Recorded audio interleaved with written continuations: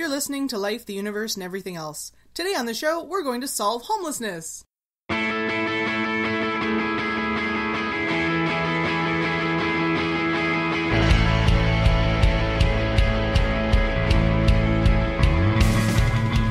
Life, the Universe, and Everything Else is a program promoting secular humanism and scientific skepticism, produced by the Winnipeg Skeptics. You can email your questions, comments, or criticisms to us at LUEEpodcast@winnipegskeptics.com. Show notes, references, and relevant links can be found at lueepodcast.wordpress.com or at winnipegskeptics.com/blog.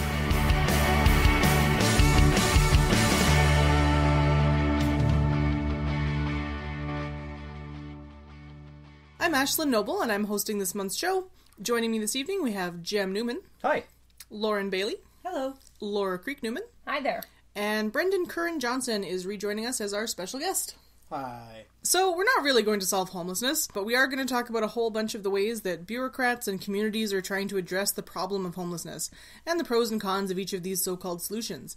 We do want to make it clear that homeless people are not the problem, and that we think every person deserves adequate shelter and safety, and the fact that this is not happening right now is the problem.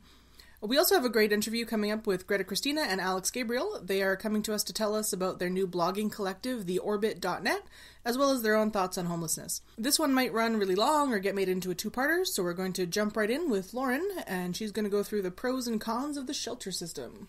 Thanks, Ashlyn. So, as Ashlyn said, one current solution we have for people facing homelessness is community shelters. As a short-term stopgap solution, shelters are an obvious choice, but a perpetual lack of funding, some safety issues, and some admittance rules make shelters a poor substitute for any permanent solution. Government cutbacks and community apathy create a serious lack of funding for publicly run shelters. There's no way around it. There's not enough money. So no funds means not enough space for all who need help. So people are turned away. There's not enough food, there's not enough clothes, and there's not enough of anything. This dearth leads to people sleeping rough or turning to less safe ways to find shelter or a meal for the night. So there is not enough money for those who need all of the services. Another option is church-run shelters or shelters run by private groups. Church-run shelters can charge a fee, leading to people panhandling or other means of making money, which could lead to arrest or to assault. So these church-run shelters, or public help shelters, may make people sit through a sermon or a talk before allowing them to access any services.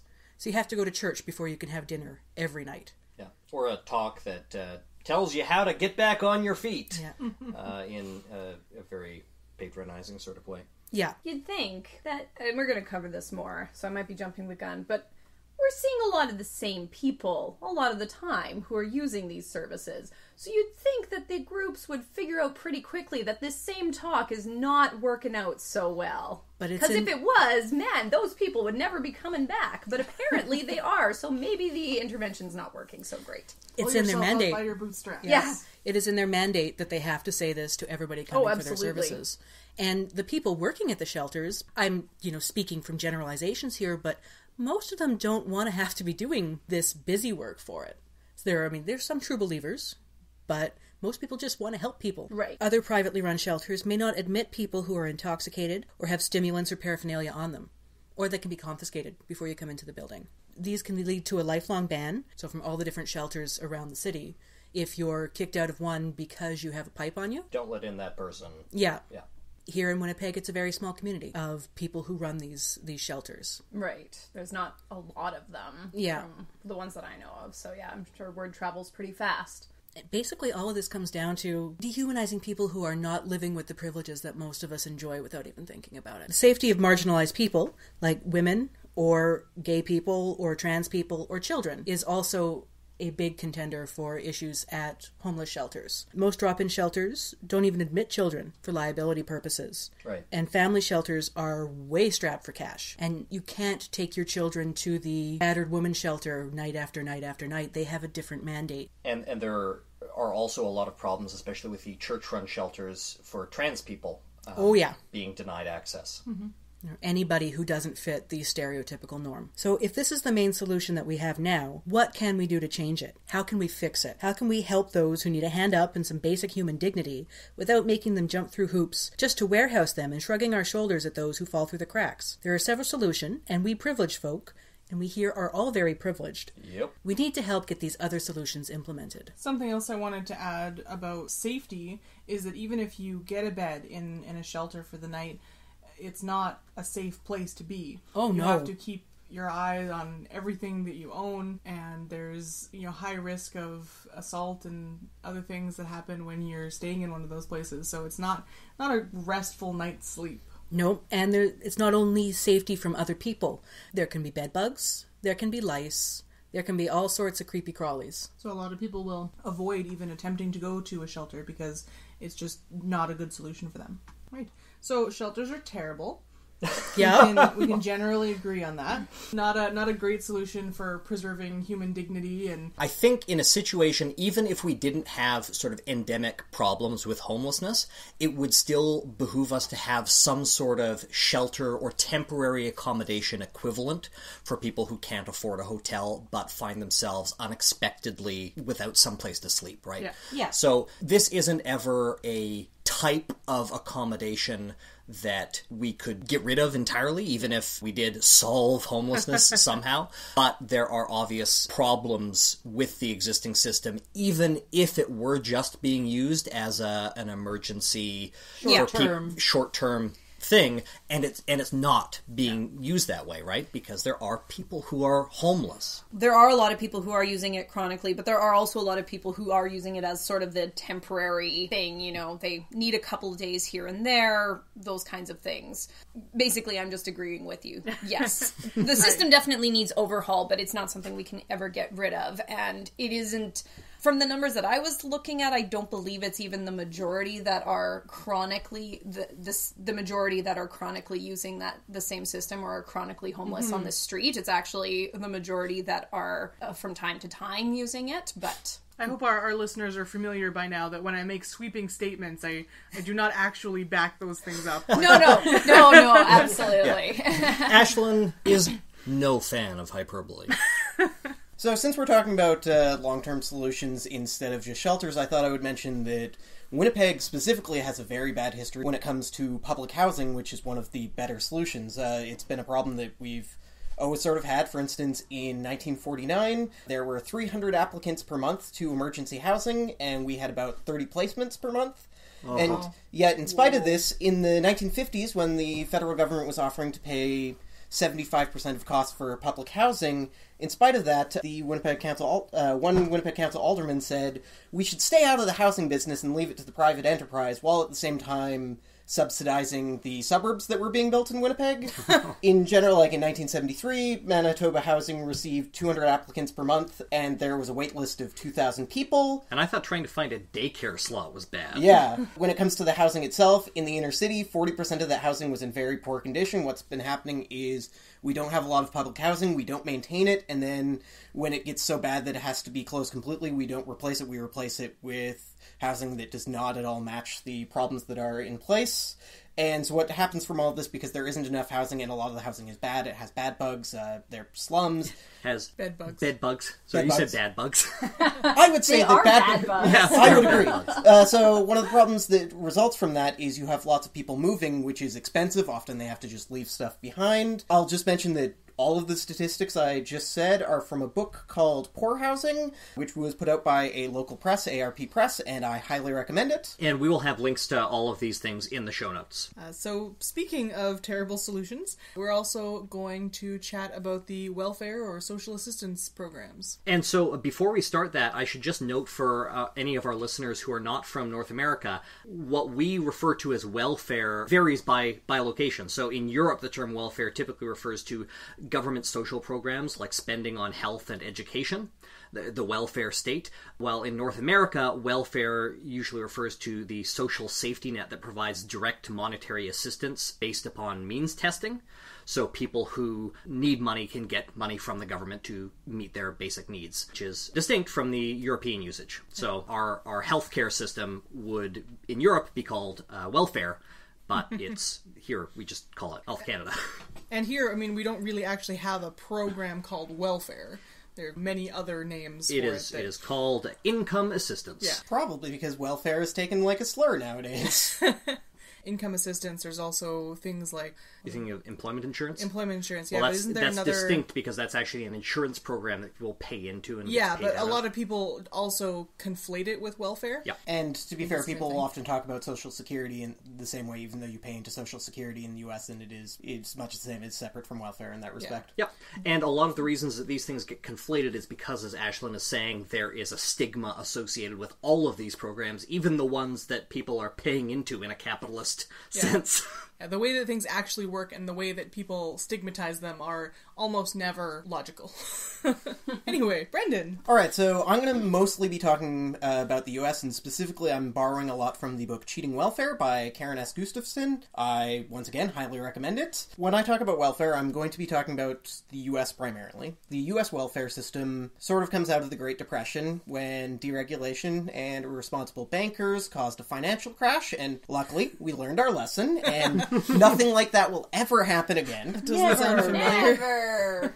In response to the Great Depression, FDR was responsible for a series of bills called the New Deal, which involved creating Social Security. It created a number of the welfare systems, including like public housing, food programs, and it also was responsible for a lot of public work projects. People often think of that in terms of like large-scale infrastructure projects that were a big deal, but there were other things involved in public work projects as well. As, for instance, there was a public work arts project. There's a very good book about it, Hobos to Street People, by Art Hazelwood, that covers it. Once again, I recommend that book. I love when Brendan comes on, we get a book list to Oh, yeah. put in the show notes.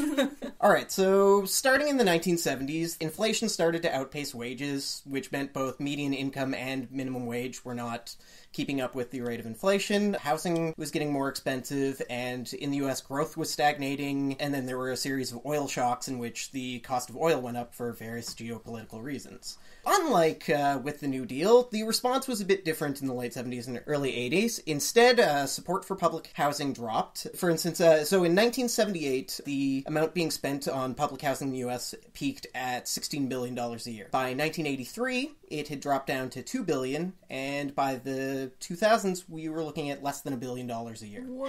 Has that been Whoa. adjusted for inflation? Like, are those numbers adjusted for inflation? I don't know offhand, and I did not bring the book that I grabbed those from. But so if they aren't adjusted for inflation, It's if they worse. if they are adjusted for inflation, that's still really bad. But if they aren't, then that's even worse. Horrifying, yeah. Wow. That's appalling. And then just more generally, programs started to being cut. Often it was because it was important to balance the budget. How dare you come on the show and attack Reagan? I am going to make a solemn promise that I will attack Reagan every time I am on your show. Also, I'm also really attacking Thatcher. I'm also really attacking Mulrooney. Just sort of the general idea of neoliberalism that has become popular since the 1970s. When I was a kid, actually, I remember this very clearly. I had one of those blow-up punching bags, Yeah. you know, the punching The clown Weeble that Wobbles? would... and it was of Mulrooney. Wow. Yeah, it was great. Of course, that was sort of shortly after he left office, so it was... Very unpopular. So people often talk about balancing the budget, and one of the things you hear is that we should run the government like a household, which... Now, I would take that to mean don't get into expensive wars or something like that. Fighting with the neighbors. Don't war with neighbors, yeah. Yeah, but somehow that means you should never run a deficit, even though households usually are running a deficit because they own cars or they have mortgages on their house. Also, schooling is expensive. Yeah. Households have rarely been debt-free. In fact, it's only getting worse. Tell me how to be debt-free. Oh, God, I know. So I can actually tell you that. Be white, single, upper to middle class, and have a steady job. Also, don't own a car or a house. Needless to say, lots of people in the tech industry have been convinced of these ideas. Yeah. I like my house, though. Yeah. I like my child. Some I days. like my magic card collection. What about your child? Oh, I knew there was She's something yours, that was... too! Did you just think that one was already covered, so you're good? Yeah, no, I thought, yeah. It was mentioned. Given how successful the New Deal seemed to be, it might seem a little odd that the solution that people came up with the next time there were problems were get rid of all of the things that the New Deal created. One of the first things that happened is as soon as there was a welfare system in place, people started to worry about welfare fraud, and In the beginning, especially when there weren't computer systems in place that were keeping track of people on welfare, it was fairly easy to be receiving welfare as multiple people, but that's generally a problem that we've already solved. But in response to this, the system became a lot more bureaucratic. There was a lot more paperwork that people had to fill out, and this was ostensibly to stop fraud, but because it's time-consuming, it's error-prone, and because it hurts people who are illiterate or who are not great at reading giant, long legalese, what it means in practice is that there are just fewer people who are able to apply for welfare. And even if they can apply for some, because different programs may have different sets of paperwork, they may not be able to easily sign up for all of the things that they would be applicable for. And because there were more rules and regulations related to the bureaucracy, it was easier to fall afoul of one of those rules and then just be stripped of any sort of welfare payments. And at the same time, there was also this pairing of criminalization and welfare. Ronald Reagan, who we all know and love, one of the major things he ran on when he was first running for president was the idea of the welfare queen, who was living high and didn't want to get a job, didn't want to work, just wanted to leech off of the rest of society. And that was a reference to a specific person, right? No, there has never been a welfare queen. So in terms of criminalization, there's always been morality policing in terms of welfare, because welfare often was originally for, I believe it was first widows after the war, but then has grown to be other women who had children but did not have a male in their life to run the family, because a lot of the American system is based off the idea of a nuclear family and patriarchy. And actually, some of the neo-reactionary rhetoric, Brendan having brought up tech, talks about how the welfare system substitutes the government for the strong male figure, and it is a return to patriarchy that will fix this problem and put women in their place and ensure that we don't need welfare, and it's all a bunch of disgusting garbage.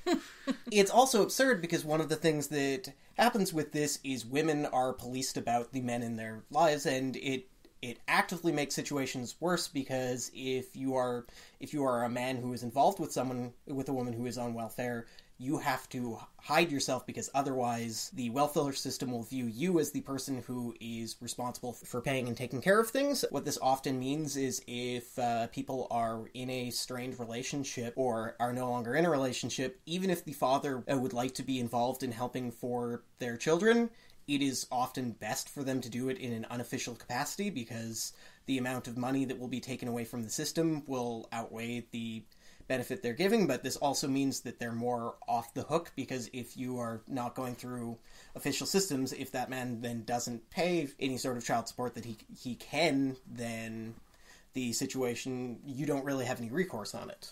And I will talk more about perverse incentives when we get to my segment. Yeah.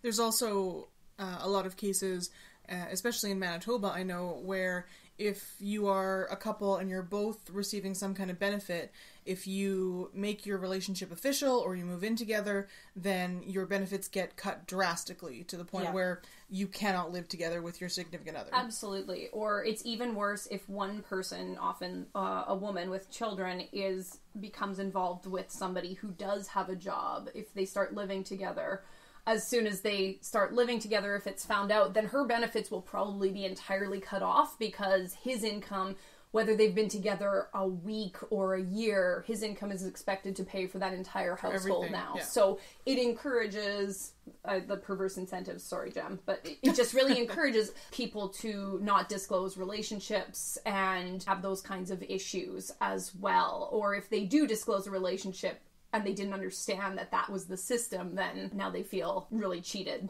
Well, and it takes away opportunities for people to support each other, because in a lot of cases, living together is better for a lot of people. You can take care of each other, and you so pay half as much on housing. Yeah, and it's a form of emotional support as absolutely. well. Just having another person there. Well, and it's not for everybody, but for a lot of people, yeah. And it's such a silly idea, because if you had two people who were working, when Jem and I moved in together, they didn't stop paying me because now I'm living with him and he's working, right? But I think the idea is that because two people living together can better support themselves, they need less government money, and that's why they cut it, right? But to a completely untenable level. Right, Yeah. well, and that's one of the main issues, right? The fact that you're still way below the poverty line.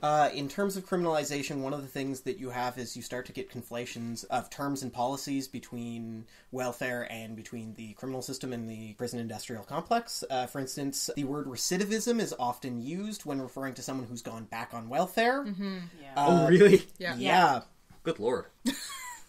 And you have fraud investigators, and one of the just the way the system is set up, people are looking for fraud in welfare, but they're not looking for any mistakes the government is making where someone would be eligible for more. The only things that are happening is a reduction. You get things more and more tied when you get things like in 1996, there was the Fugitive Felons Act in the U.S., and that meant that Social Security income, housing insurance, food stamps would be unavailable to someone if they had a warrant out in that or another state. This resulted in was a 25% drop in the number of recipients for SSI, and often these things were for parole violations, so they weren't actually even criminal acts, but if you had missed a meeting with your parole officer, that could mean a warrant out, and that could mean that you just would not receive any public assistance. Things got even worse. In 2001, a lot of states started adding lifetime bans for people who had drug felonies, and this was bad, first of all, because the war on drugs was explicitly, actually a Nixon aide recently said this, was explicitly created to target blacks and anti-war leftists. So the war on drugs has always been a political thing.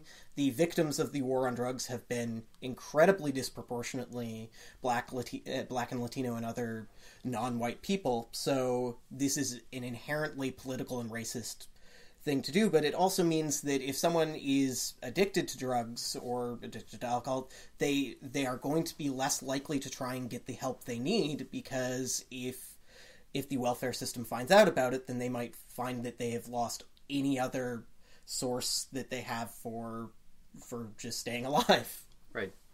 A lot of these laws remind me of the current voter ID laws that are coming in the States and have been for the last decade, because it does seem designed to fix a marginal problem at the unfortunate expense of disenfranchising a massive number of people who tend to vote left.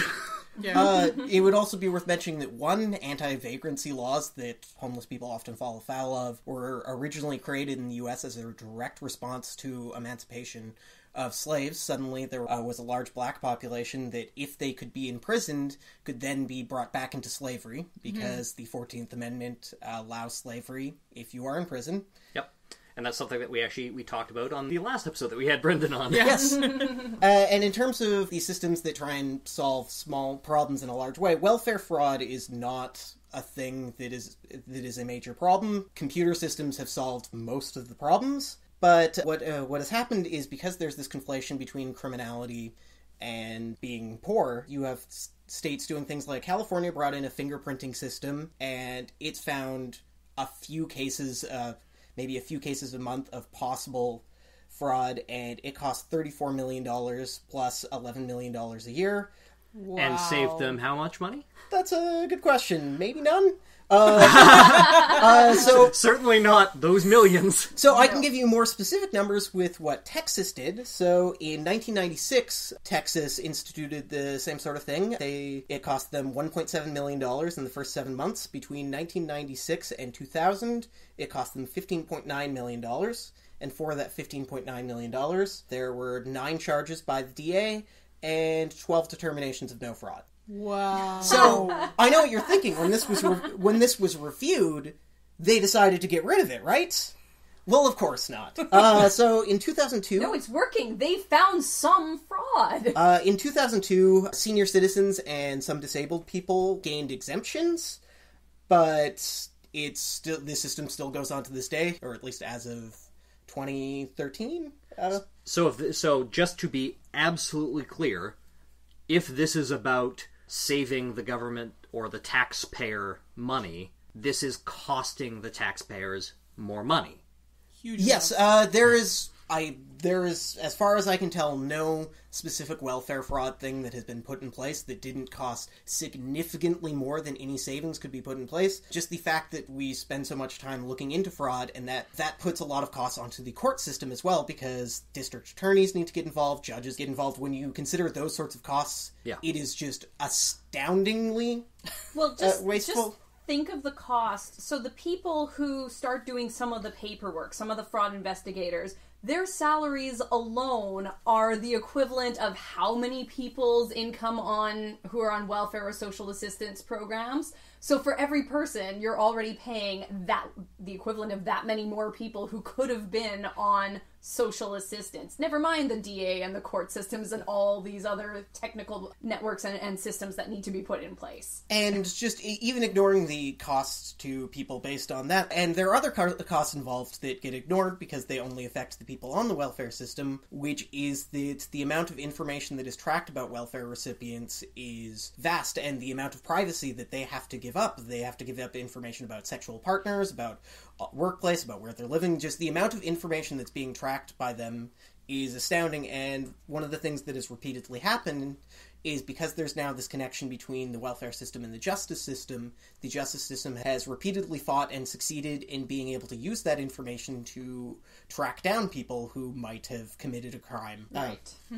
Yeah, if there's a database, somebody will try and search it. Yeah, just across the board, things are worse and worse. And so the book that I mentioned that I was taking this from, Criminalizing Welfare, the actual focus of the book is on interviews with mostly women who are in California under the CalWORKS system, and it was very, very illuminating to hear what people who were on welfare had to say, because first of all, a lot of rules have been put in place so that people on welfare will be convinced to go out and get a job. For instance, I mentioned CalWORKS, which is a system in which, in order to be receiving welfare, you have to get a job, otherwise you are penalized and you lose some of your income. And because of how that's been treated, what's often happened is people who are even almost done schooling programs end up having to drop out of schooling to get a below minimum wage job in order to meet the requirements. What kind of below minimum wage job? Like a serving job? Yeah. Okay. And in general, because of the states. I may be slightly confused on it, but it seemed that it is possible to pay people less if it is through this CalWORKS program. Oh, Jesus. That might have been a misunderstanding on my part, but certainly one of the things that happens is because if you are on welfare, you're especially attached to these jobs. One, the jobs are terrible. There's no chance of advancement, but you're also dependent on those jobs. So you may get paid less. You may be asked to work extra hours. You'll be exploited because they know that if you lose the job, then you're off the program. If this system was actually about getting people out of poverty, then it would be focused on programs that would increase people's skills. One of the things that the author found was that people who already had other skills and other people that they could depend on did better, but people without those systems had no way of getting out of poverty or getting off of welfare. And by that, I mean there is a way they were going to get off of welfare, because another thing added with the CalWORKS system is that there was a 5-year length of time, which was the maximum amount of time you could receive welfare for. At the time of the book, it was about 5 months before this program, before the first people who had time out of welfare were going to reach that lifetime limit. So I can't speak about the... Oh, that's a lifetime limit? That's a lifetime limit. Not like consecutive... No, and... So yeah, it's lifetime. No one is really sure. So actually, this has started to happen now, and I just haven't done the follow-up reading on it. But people are going to need money and other support in order to survive, and it is silly to assume that those 5 years is all anyone is ever going to need, or that they fixed anything based on and one of the things that happened is a lot of the people were unaware that they actually needed to have a job, or else they were being dinged, or alternately sometimes people were making active choices that they would rather get less in welfare because doing jobs on the side that they weren't reporting or things like that would be better for them. Also, a lot of people were unaware that there was this lifetime limit. It was interesting because in general the author found that the people she was speaking with were willing and open about the kinds of fraud they were committing, because it is essentially impossible to follow all of the rules for the welfare system. You do not receive enough money that you can actually live under it. Yeah. But that's not the kind of welfare fraud that you hear about when people talk about how we need to eliminate welfare fraud. It's people who are just choosing not to work. Yeah, I mean, you don't hear about the people going to work for $100 a week under the table. Yeah, it makes a difference. Or the people who are trying to do like lawn care for people in a neighborhood for $10 a yard or whatever, who are just not reporting it because then they would be dinged.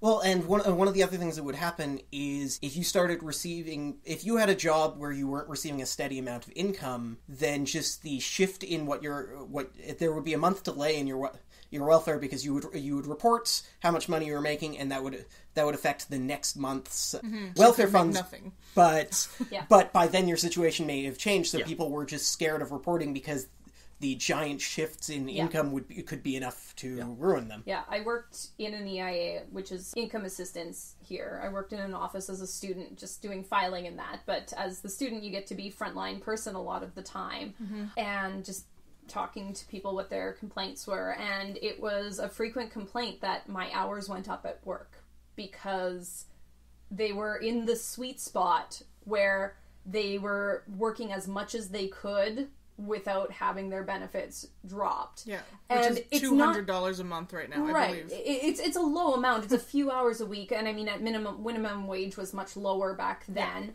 than it is now, but still, it made a difference in their lives. And these are people who keep a job and would like to be working, but they don't want their hours to go up because once you go over that amount, your benefits drop drastically. And now you can't afford rent, and now you can't afford food, and now you can't afford the things that you can when you're just living in that sweet spot middle there. Yeah, because there's assumption that there's going to be someone can find a job that will be enough hours that they don't need the welfare system at all, and that's not true. Unemployment is, I don't know what it currently is right now, 10-ish%? I will find the exact number. But I also want to add that saying sweet spot is kind of ironic because I was just going to say, it's a terrible spot where you can sort of barely afford to survive. In the situation that they're in, it is the better of the option. Yeah. So when you consider the fact that unemployment is, according to Jem, who just gave me the number, 7.2% as of January, although it's very important to note when you're talking about unemployment rates that the number that is used is significantly lower than the actual number because it does not include people who are not looking for jobs anymore. And people who are underemployed. Yeah, it does not include people that are underemployed. And so there is, to borrow a term from Engels, this reserve force of labor in which there are all these unemployed people such that if you were to leave a job, someone else could take your job, so you're in a position where you have to put up with maybe less hours than you can actually live on because the alternative is no job at all. Yeah. And when you're in that situation where there's that reserve force of labor and unemployment is higher, then that means that the employers have a lot more power. And buyer's market. And abuses happen when there's that. Yeah, because they can just replace you with no problem. Yeah. In one of my previous jobs, actually, we had talked about some of the poor conditions that we were subject to and, the fact that sometimes we wouldn't know we would be working until the day before, or the fact that despite the new laws in Canada prohibiting people from smoking in our workplace inside while we worked, they were just doing it anyway. So we had talked about some sort of collective bargaining arrangement, and we were told by the owner that if there was a whisper of that talk again, he would fire the entire staff and hire a fresh staff. That's illegal. It is illegal.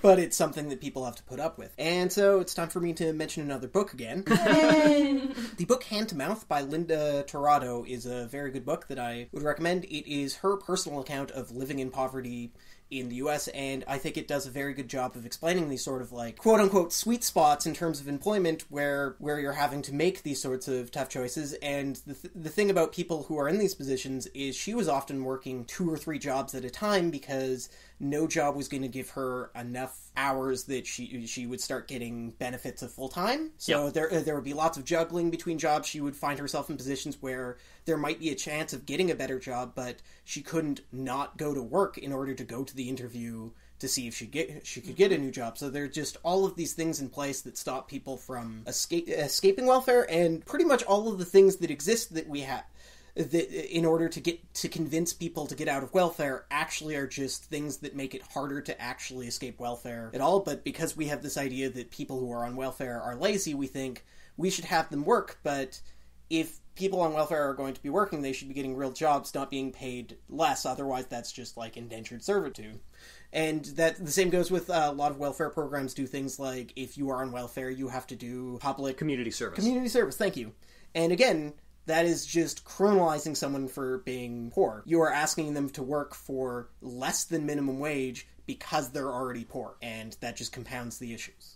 Yeah, that's actually that's a good point, and one that I hadn't considered. And I'll talk about this a little bit more when we talk about basic income programs, but it is true that as part of the means test, they will demand that you are willing to work, and one of the ways that they test for willingness to work is engagement in community service. But as you're saying, Brendan, what that ends up doing is that welfare is less than minimum wage in terms of the amount of money that you make.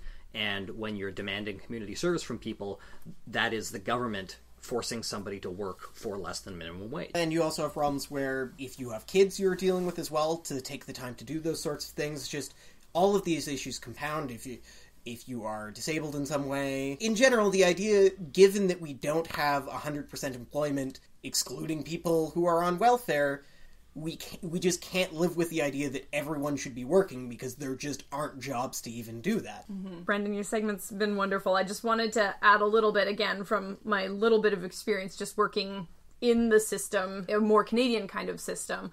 Because our show is about homelessness, one thing that's important to mention too is that as Jem had said, the amount that people are receiving in welfare or income assistance is less than minimum wage. And we all know how well people can live on minimum wage and afford things like rent. And the rent subsidies that are part of that income assistance are ridiculously low and haven't been updated for 20 years. Mm-hmm. While inflation and market prices and availability availability has decreased significantly, inflation and prices have gone up. So it's not only creating a system where it's less money than someone who's even able to find a full-time minimum wage job, but there isn't actually housing that is affordable for people. It is always a choice between, do I pay for housing or can I eat? Can I buy my children's prescription or something like that? Directly related to that, there was a study that just came out that suggested in the US, people who are in I believe it is the lower third of the income group, no longer the median income of people in that range is now lower than the cost of housing, food, and transportation combined. Mm-hmm. So that means it would be literally impossible to pay for all three of those on their salary. So you have to make those choices. It's not that these people are being bad with their money, it's that they do not have enough money to make these choices. It is not, like, the math doesn't lie.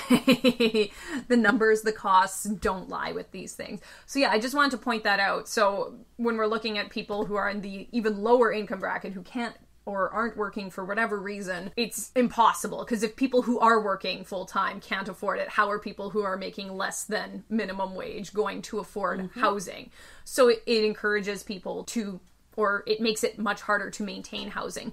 The other thing I wanted to mention too is the welfare system, just the way that it is set up. If you are a client going there, the offices are open Monday to Friday, 8:30 to 4:30 or 9 to 5, depending on where you're at. It's very business hours. They're closed over lunch hour a lot of the time, or your worker isn't around. There aren't enough workers to go around for people, so you have to make an appointment. You have to call them and have a phone number where they can reach you. Well, that's great if you have those things. Bus tickets are not part of things. Only people who have medical appointments or specific education needs get some kind of transportation. So you have to walk all over the place to get places, or you have to try to find money some other way to afford a bus ticket. And it's getting better, at least in our area, but in a lot of previously, the offices that were representing different city or rural areas weren't even located in that part of the city. So the office representing the northwest corner of the city was in downtown Winnipeg, for example. So I know they're working to fix that, which is good, but that's a long way to go if you don't have a bus ticket, or 3, which it would take you to make that trek on the buses. So our city is not that busable. Our city is not that busable, and it's very spread out for the number of people. So anyway, And you have all to of drag these, your kids with you. and you have to drag your kids with you, and like just the appointment times, and even the intake system was very, very structured. You had to come to this meeting it had happened once a week at this time, even to just get qualified. Oh, and the other thing I wanted to mention too is that one of the requirements is that you've exhausted all of your other options before you can apply. So if you have any savings of any kind, if you have bonds, if you have stocks that you can cash in, if you have any money, you must exhaust all of those options. If you have like any assets that are worth, yeah. like family heirlooms. I don't know that you have to sell heirlooms and stuff. I'm not clear on that. But if you have a savings bond, you must cash in that savings bond. If you have an RESP or an RRSP, you have to cash those things. Your car can't be worth more than a certain amount. Yeah. So basically, we're getting rid of all the things that would help people get out of poverty. Exactly. So you have someone who's hit hard times. Maybe it's their fault, maybe it's not, doesn't matter. They've hit hard times. They need assistance to put food on the table, have lights on, have a place to live. And they now have to exhaust everything. So down the road, if they're ready to or can move on from the system, they have nothing to start with. I think mentioning the lack of savings is a big deal. I don't have exact numbers on me, but one of the things that you have in the US is that even when white people and black people are making about the same amount of money, black people don't have the level of savings of white people because they've just been oppressed in some way or another that it is not easy for them to maintain it. They haven't inherited the same amount of wealth in a lot of cases. Yeah, and also related to that, you mentioned just like there aren't that many people who are working at these offices, and one of the things that happened in the US with this shift towards fighting welfare fraud is a lot of people who are doing the social work were fired so that there could be more people who are looking into welfare fraud.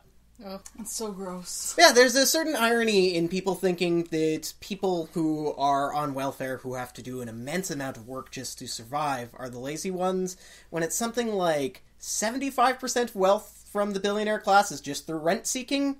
It is just through them having things that they make money, and yet poor people who are working 2 or 3 jobs are the lazy ones. Yeah. But yeah, to ground this back to homelessness specifically, as of 2009, there were 1 million homeless children in the U.S., and there were the same percentage of homeless people as there were in 1933 during the Great Depression. That increased since then, but the numbers I was grabbing were as of 2011, so I don't know how those numbers are shifted back. I should also specifically mention that is in terms of percent of the U.S. population that was homeless, not raw numbers. So since we've talked about all these systems we've put in place in order to police people who are already in trouble, there's the question, what would happen if we just gave people money? And I know Jem's going to talk about Mincome. I'm going to talk about something slightly different. In Brazil, under the LUEE government in the early 2000s, they tried something, and I'm going to butcher my Portuguese here because I do not speak Portuguese at all, but a program called Bolsa Familia, and it was for families below the poverty line in Brazil, and if their kids attended school and their kids got vaccinated, then they would receive a monthly stipend per child that was money that was given to the mother and the family. And much like what we hear about welfare in the US and in Canada, the critics suggested that the money would just be spent on alcohol or drugs, or that the money would be spent frivolously because the poor people are uneducated and unable to make good decisions, and that it would discourage employment. Also that it was just Lula trying to buy poor people's votes, which is just incredibly insulting when we look at in the U.S. how much is done to stop poor people from voting, either by arresting them so that they can't vote, or just making it hard for them to get IDs, making voting places making it so that voting places would take too long or would just be nowhere near where poor people would actually vote. I just want to add, in Brazil, you are required by law to vote. You can be imprisoned if you do not vote. Oh, that's good to know. I didn't. So it actually makes sense that he would be buying votes. Like, that's, I'm not saying he's doing that, but that's, it makes more sense in their context than it does in ours, because you must vote in Brazil. Thanks for that info. Still ridiculous. Yeah. Absolutely. It's just slightly more plausible. How dare this person try to help these poor people live? Obviously they will like him, which is politically unfortunate for us. So, you might be wondering what the results of just giving poor people money directly. What were the results, Brendan? Well, poverty fell by more than 25% in the first term of the LUEE government. I believe Brazilian terms are 6 years. They might be 4 years, so... I thought they were 5. I don't know. In about half a decade, poverty fell by more than 25%. As it turns out, people didn't stop working or looking for jobs. Inequality decreased, I think, by like 20%. Child malnutrition decreased. And there was a significant reduction in child labor. 4 years. 4 years. And vaccination rates went up, I bet. I imagine they did. Which is awesome. Yeah, school attendance went up, and because children were forced to go to school for this, and because there was more incentive to not have a child out working, and this wasn't just the LUEE government saying this. Independent groups also felt this way. The IMF felt this way, and if you paid attention at all to, let's say, news in Greece with the Troika, you would know that the IMF is not a big fan of any policy that isn't austerity. Yeah. So there is the conflating factor that during this time Brazil's GDP was going up. It was a boom time in Brazil, and so you can't just say this was only this program, but you could also make an argument that this program was directly leading to Brazil doing better. I am not an economic analyst. The evidence isn't perfect, but the evidence is hardly an indictment of the program. Yeah. I should also specifically mention that right now the Lula is no longer the president. They have term limits, but his party is still in power, and they are facing a very large-scale corruption scandal. Yeah. The other party is also implicated in that scandal. It's important to note. Yeah, so I thought I would mention this just because someone might be like, oh, but isn't that a very corrupt government? But corruption is outside of the purview of this program. The corruption was specifically with giving large amounts of money to contractors. Yeah. It was contractor cronyism with regard to their state-owned oil company, right?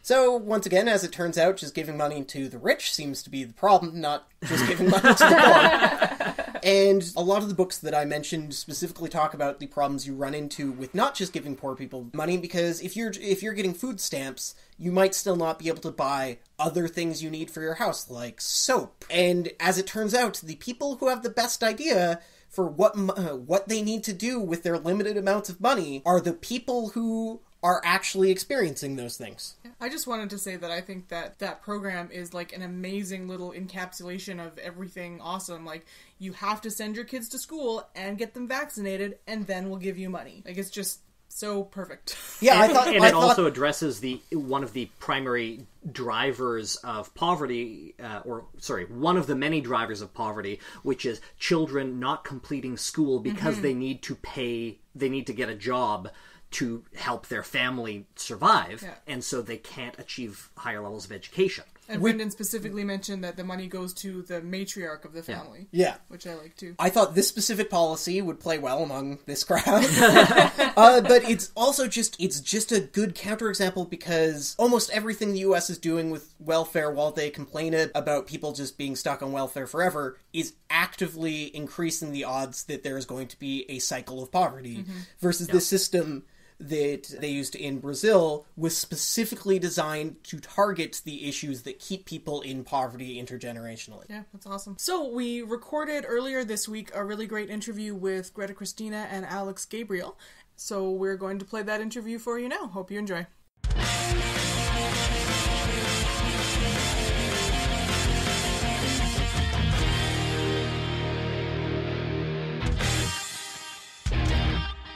So today on Life, the Universe, and Everything Else, we're getting the awesome chance to speak with a couple people from the new blog network, The Orbit, and today we're speaking with Greta, Christina, and Alex Gabriel.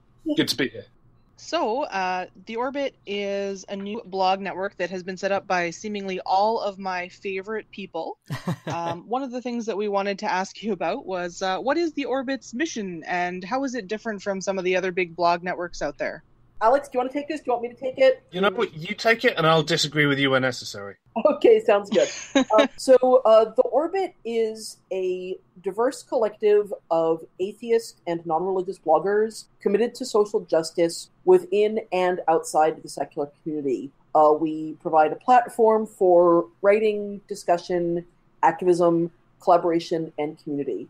And to put that in somewhat less mission statement-y terms, what we are is we are a blogging site, a media site that is made up of atheist and other non-religious bloggers in a wide variety of demographics. We have our bloggers come in a wide variety of genders, gender identities, races, ages, nationalities, disabilities or lack thereof, mental health issues, economic classes. We're a very diverse spectrum of people, but we're all non-believers, we're all committed to social justice, and we're committed to making organized atheism more diverse, more welcoming of a wider variety of people, and more attentive to social justice issues generally, and in particular to the ways that social justice and atheism intersect.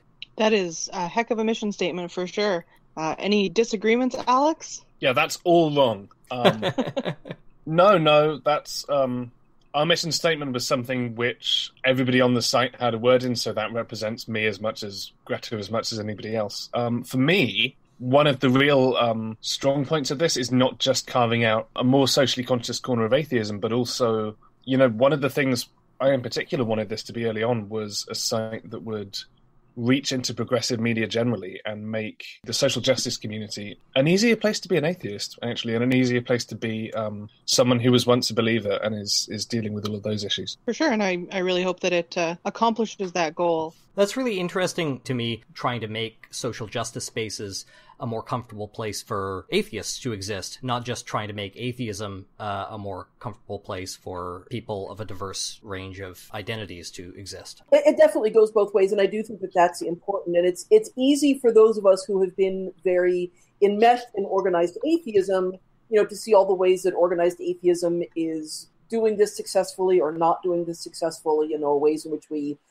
are making ourselves more supportive of a wider variety of people, ways in which we're spectacularly failing to do that. But Alex is definitely right that, atheism and skepticism and sort of, our culture, our values, we have a lot to contribute to the social justice movements. And I think also that social justice movements can be unwelcoming to us, just as we can sometimes, atheism can sometimes be unwelcoming to social justice advocates, and so it does definitely work both ways. Now, both of you mentioned community, and I have spent a little bit of time clicking around the orbit because, as I think Ashlyn alluded to earlier, a lot of my favorite bloggers are now there. And I'm delighted to report that the internet maxim of don't read the comments does not seem to apply. So I'm curious how you've gone about trying to craft an engaged, friendly, thoughtful community. Like, how does that work on the internet? I think that varies a lot from blogger to blogger. But I would say if there's one rule of crafting an actual functioning online community, it's moderate, moderate, moderate. And that means being willing to block people. It means being willing to block people who aren't engaging in good faith. And different people do handle this very differently. I know that if I have, in my space, if I have people who are being terrible, who aren't engaging in good faith, who are derailing, who are continuing to ask 101 level questions and repeat those same questions even after they've been answered, who don't seem to be really asking in good faith and are just sort of trying to trip you up, I'm very quick on the block button. I'm just like, I don't have time, I don't have energy, and my readers don't have time and energy, and we want to have the 201 level conversation and the 301 level conversation. Other people are more willing to engage, and some of that is as education, and some of that is just as, self-care. And, they like to engage. What I think you can't do is just ignore it. And that's, one of the failings that a lot of online sites have is they have this misguided notion of what free speech means. They have this notion that what free speech means is in your space, you have to let anybody say whatever they want. And of course, that's not, that's terrible definition of free speech means in their space. They can say whatever they want. And as a result, a lot of online community have become very hostile. It has effectively driven people out and silenced people. And so I think that if you're going to craft an online community, you need to be willing to moderate, and you need to be willing to have moderation policies and comment policies that are reasonably clear, reasonably consistent, and that are enforced fairly. Alex, what would you add to that? Hard one for me to answer because I'm really not in any way consistent with the way that I handle my comment section. And maybe that's one of the reasons, maybe that's one of the forms of psychological intimidation that I've used against the people who don't like me on the internet, is to be as unpredictable as possible. So no,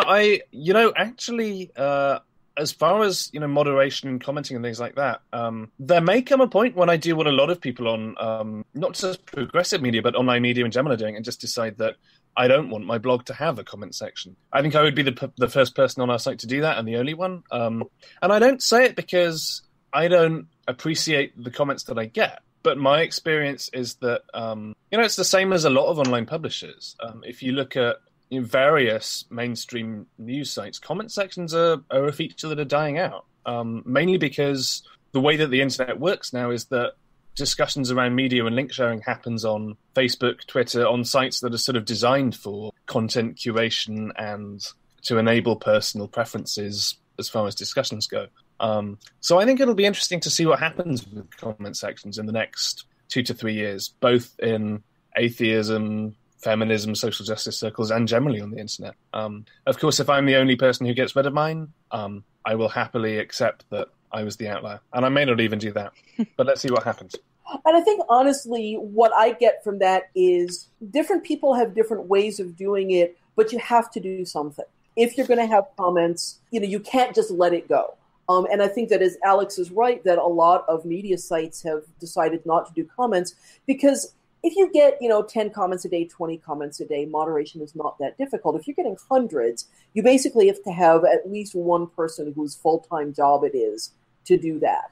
And it's an expense. What I think, though, is when Alex was talking about, how conversations about media have to some extent moved to Facebook, to Twitter, to other social media, I think that to some extent that's true. I often get more discussion on my Facebook page about my blog posts than I do on the blog itself. But then I have to moderate the Facebook page, and I think that no matter where the conversation is happening, can't just let it happen and ignore it, because otherwise it will become 4chan, basically. An untended garden becomes a wilderness. Yeah.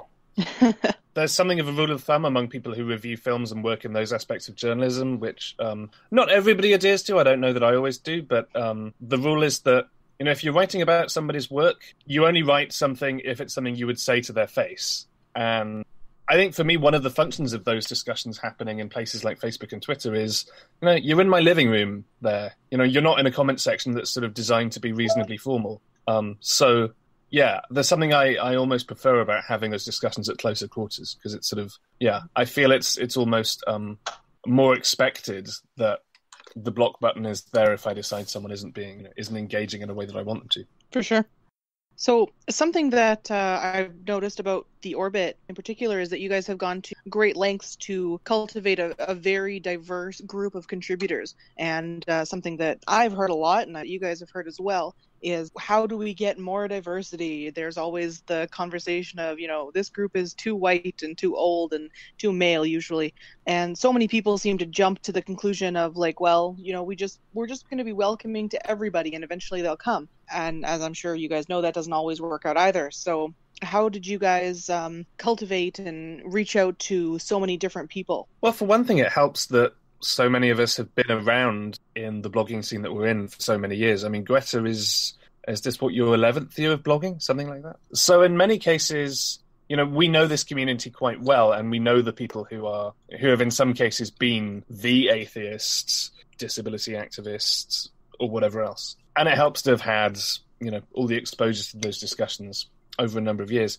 I think the point that I would like to make is that, we have all these discussions about how do we make atheism more diverse? How do we make atheism less dominated by white men? Well, we talk about the people, and we talk to and publish the people who are, the ones we're looking for. It's an interesting thing, but, we were talking about making progressive culture more inclusive of atheists. I'm saying this as somebody who grew up in a religious environment, went through various kinds of abuse. There are always going to be people who are atheists and who have to write about it. That is, to some extent impacted by people's demographics and how able people are to speak publicly. but to some extent it's not. There are always going to be people who, for whatever reason to do with their life, need to write about not being believers and what that means to them. You find those people and you listen to them, because there's always someone out there. It's more often a question of whether anybody is actually giving them the platform, and hopefully we've done that. Yeah, so my answer to that question is very similar to Alex, although from a somewhat different angle, which is I think that the answer to the question of how do I make our spaces more diverse, how do we make our communities, our organizations, our movement in general, more diverse and more genuinely welcoming and supportive of more people, it depends a little bit on what you're talking about. How you do that in an online space is going to be different from how you do that in a local community. How you do that in a national organization is going to be different. It's not like there's a one-size-fits-all answer. But I think that one of the answers and one of the things that I do think that we did successfully is make it a priority. Make it a priority from day one. We were from day one not content to have our site be anything other than just really gloriously diverse. It was a very high priority from the very beginning. And because of that, so it's make it a priority and commit to taking action. I think that there's a lot of people, I've seen this a lot, especially with local in the flesh communities, where people say, well, we want to be diverse. We're not going to kick anybody out, if they're a different race or gender or sexual orientation than what we currently are dominated by. And they kind of think that that's enough. It's like that simply by saying we want to be welcoming, that's enough. And it isn't, and I think one of the things that anytime you're trying to, support diversity, you need to acknowledge all of the ways that it doesn't happen, all of the ways that it's very easy to just, if you're organizing a conference, for instance, it's so easy to just, go for all of the obvious faces and all the people you already know. And I've seen this a lot with conference organizing. It's like sort of they invite all the people that they want, and then they realize we have 3 open spaces in our roster, and everybody we currently have is white, and 3/4 of them are men. That's why it's so important to start from the beginning and to commit to it from the beginning, and to not just say, to not expect that it's going to magically happen on its own. But, one of the things I think is really important about this is there's a really common and very insulting assumption that when you go out of your way to make whether it's an online site, whether it's a local community, a national organization, whatever, when you go out of your way to make it more diverse, somehow you're air quotes lowering the bar. And you're not lowering the bar, and it's so insulting. Basically what you're saying is women and people of color and young people they're just inherently not as good. It's terribly insulting. And in fact, the opposite is true. When you broaden your talent pool, you get more talent.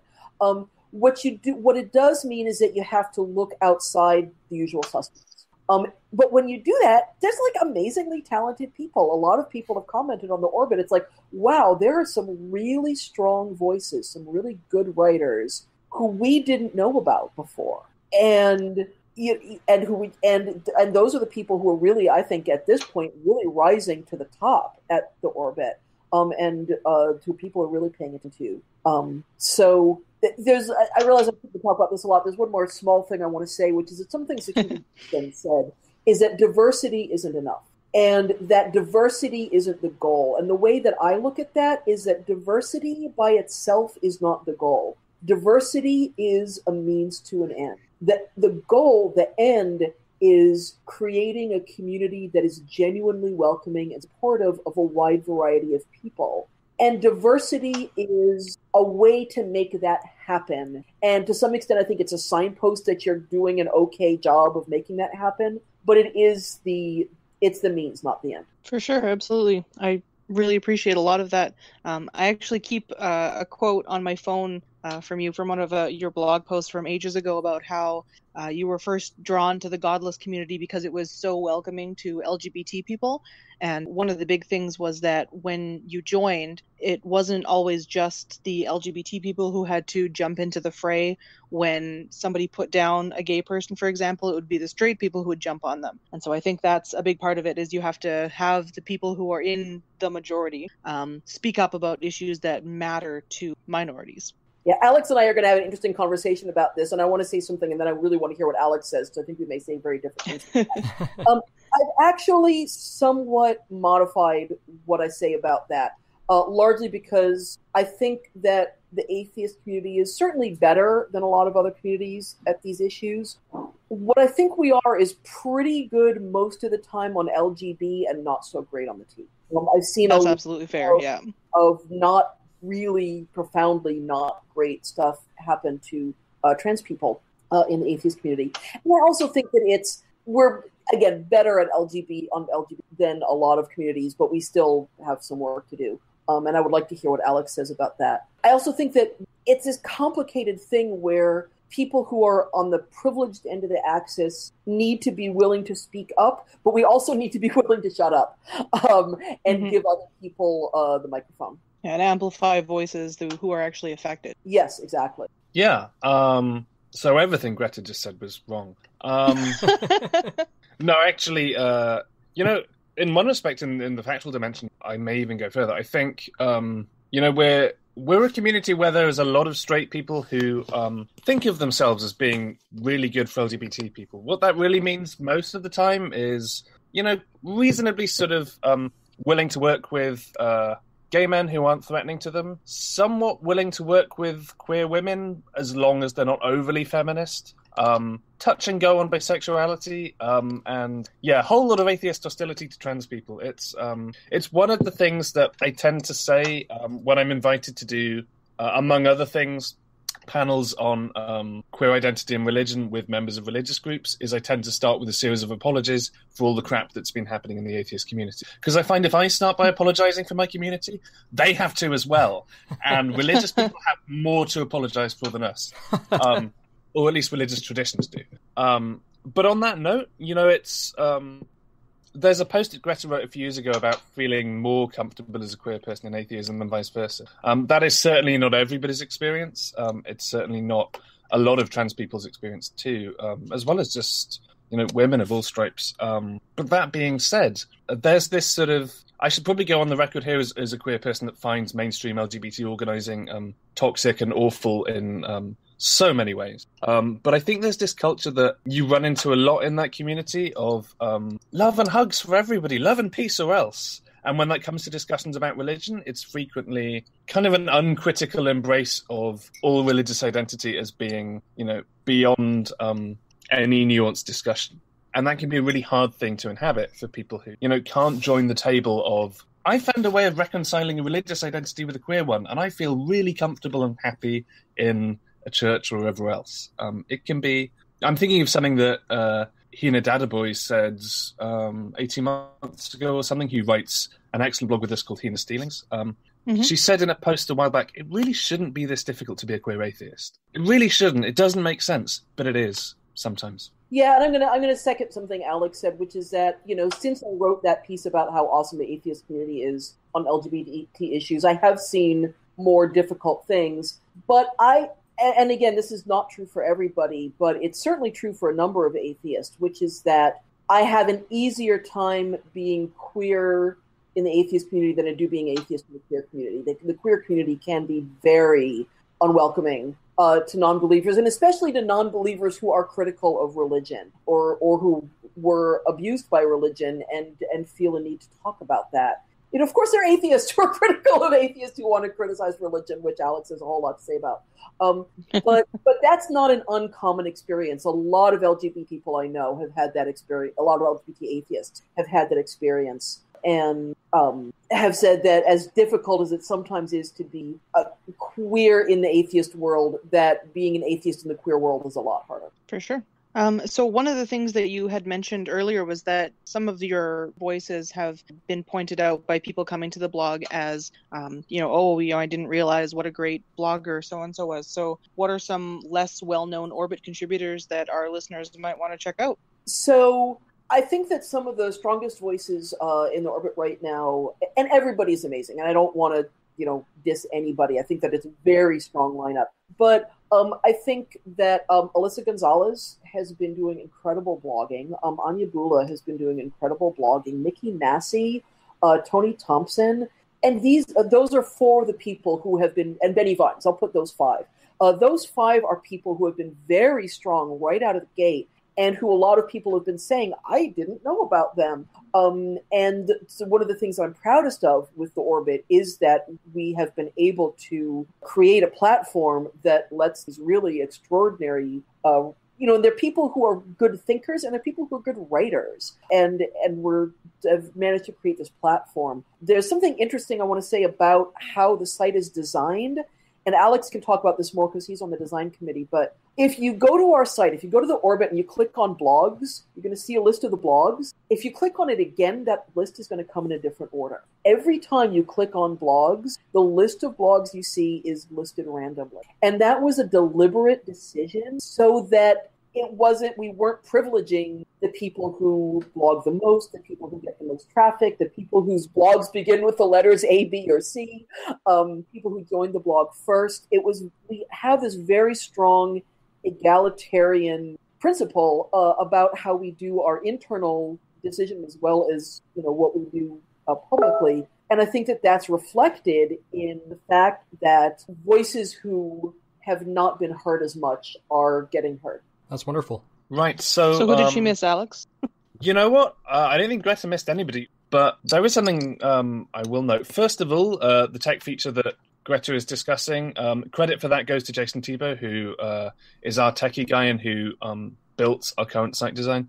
One of the things our Kickstarter is doing, we are looking to evolve our site design more so that we can really have something that looks like a media site now. Funny thing, actually, if you read our About Us page or our Kickstarter or anything else, you'll find out that the way our site works behind the scenes is that everything is done by working groups of different bloggers. We do all of the work ourselves. There is actually a design committee. Our site was technically designed by committee. I feel we're almost kind of showing that you can do that without completely destroying your reputation, I hope. Yeah, it's usually a bad word. I actually, looking at the site, it looks wonderful. It's very clean, which is something that I really appreciate, because a lot of blog networks are very busy in their design. No names. No. So by the time this podcast goes live, there will be just a couple of days left in the Kickstarter. Did you guys want to give it one final plug and tell us what we can earn with our money dollars? Greta? So yes, we are doing a Kickstarter, and I actually think that that's an important part of us being a community site and us being, we have this, collective democracy principle guiding how we work. And I think that being crowdfunded is actually an important part of that. Because it means that who we are answerable to, who we are responsible to, is the community that supports us. And we are going to be taking ads, but we can afford to be more selective about what ads we take because we're crowdfunded. And I think that it gives our readers and the participants in the projects that we're going to be doing more of a sense of investment. And more of a sense that they are the ones that we need to listen to, and they are the ones that we need to be awesome for. So yes, we are doing a Kickstarter. If you go to our site, The Orbit, there's a big link that says, here's how to support us. And also if you just go to Kickstarter and search on The Orbit. And yeah, there's all kinds of rewards if you're a backer. Everything from, for small donations, there's stickers, there's t-shirts, there's jewelry, there's signed copies of books, there's hangouts, and for the very, very high level, if anybody pledges $10,000, we'll put on a conference in their city. And we're actually kind of not kidding about that. If there's any organizations, local groups that are saying they want to have an atheist conference, if you can come up with the money, we will do the work. 10 grand isn't too bad for a whole conference. Nope. Of course, for Canadians, that's about 100,000. Yeah, I don't know if the Winnipeg Skeptics have that in our coffers, but... So, to finish off our actual topic for this month's podcast is, the grand topic of we're going to solve homelessness. And so I thought we could ask you guys what you think from a couple of different perspectives. I am entirely going to pass this one off to Alex. I might have a few things to say at the end, but for reasons that will become obvious, I'm going to pass this one off to Alex. Well, I speak from the dubious advantage here of actually being a homeless person. I've been sofa surfing and living in abandoned buildings and similar fun things for about the last 6 months, in between blogging and editing Greta's forthcoming book. So yeah, there was actually... It's a strange sort of paradox, but I wasn't sure until earlier today whether I was going to be able to do this podcast because I didn't know whether I was going to have a place for tonight where I could do it from. For Fun sure. thing there about the way that issues sort of eat themselves. But, it's really sort of disturbing to live in... I'm in the UK right now. I'm in London. We are, I think, the 6th richest country in the world. And yet, over the last 6 years, the amount of homelessness, the amount of rough sleeping has multiplied under the government that we have now. I should specify, we're a country where there was no Obama election. There was, after the financial crash a few years ago, we didn't elect a government that decided to protect the social safety net, albeit somewhat unreliably. We didn't elect a government that thought, let's invest our way out of this. So we've been living with the effects of, all the austerity that people are talking about in Europe has been making homelessness worse and worse here over the last few years. And it's really disconcerting to me that it's so hard to say the really simple thing, which is that, if you have people who don't have a place to live and the market isn't providing a place for them to live, well, the solution isn't actually difficult. You build homes, you control rents, you control the minimum wages that people are earning, you control the availability of work. And it's really depressingly difficult, I say that as a person with depression, to get any traction on this, at least in the country where I live. Because this is not an intellectually difficult or complicated issue, and yet it has become very politically difficult. Yeah, one of the things that we're talking about tonight is the fact that the easiest way to make sure that more people have homes is to simply give them homes. And for some reason, that seems like the most difficult solution to actually implement. One of the things that I find frightening is that right now I'm imagining somebody listening to this interview right now and screaming at their podcast listening device that Alex is biased in some way because he's actually affected by this. So of course he just wants somebody to build homes. But I want, if you are that hypothetical listener, I want you to think about why you are not considering yourself to be biased because you're living in your own home right now. Yeah, I mean, what you just said. I mean, I think that the idea that people who are living an experience are the ones who are biased and therefore have nothing to say about it. I mean, and that cuts across lines. Yeah, I hear that all the time. It's appalling. Yeah, it's like people say that women can't speak about gender because we're too emotional about it from centuries of having been. And you're right. It's and I will speak as somebody who has always been reasonably comfortably housed. I've been borderline a couple of times, but never really afraid that I was going to be on the streets. And that can put blinkers on you. And, simply knowing people who are homeless or marginally housed and, talking with them and talking with more than one is you said, what is the solution? And I don't know that there is one solution, although, yes, giving people homes is a really good place to start.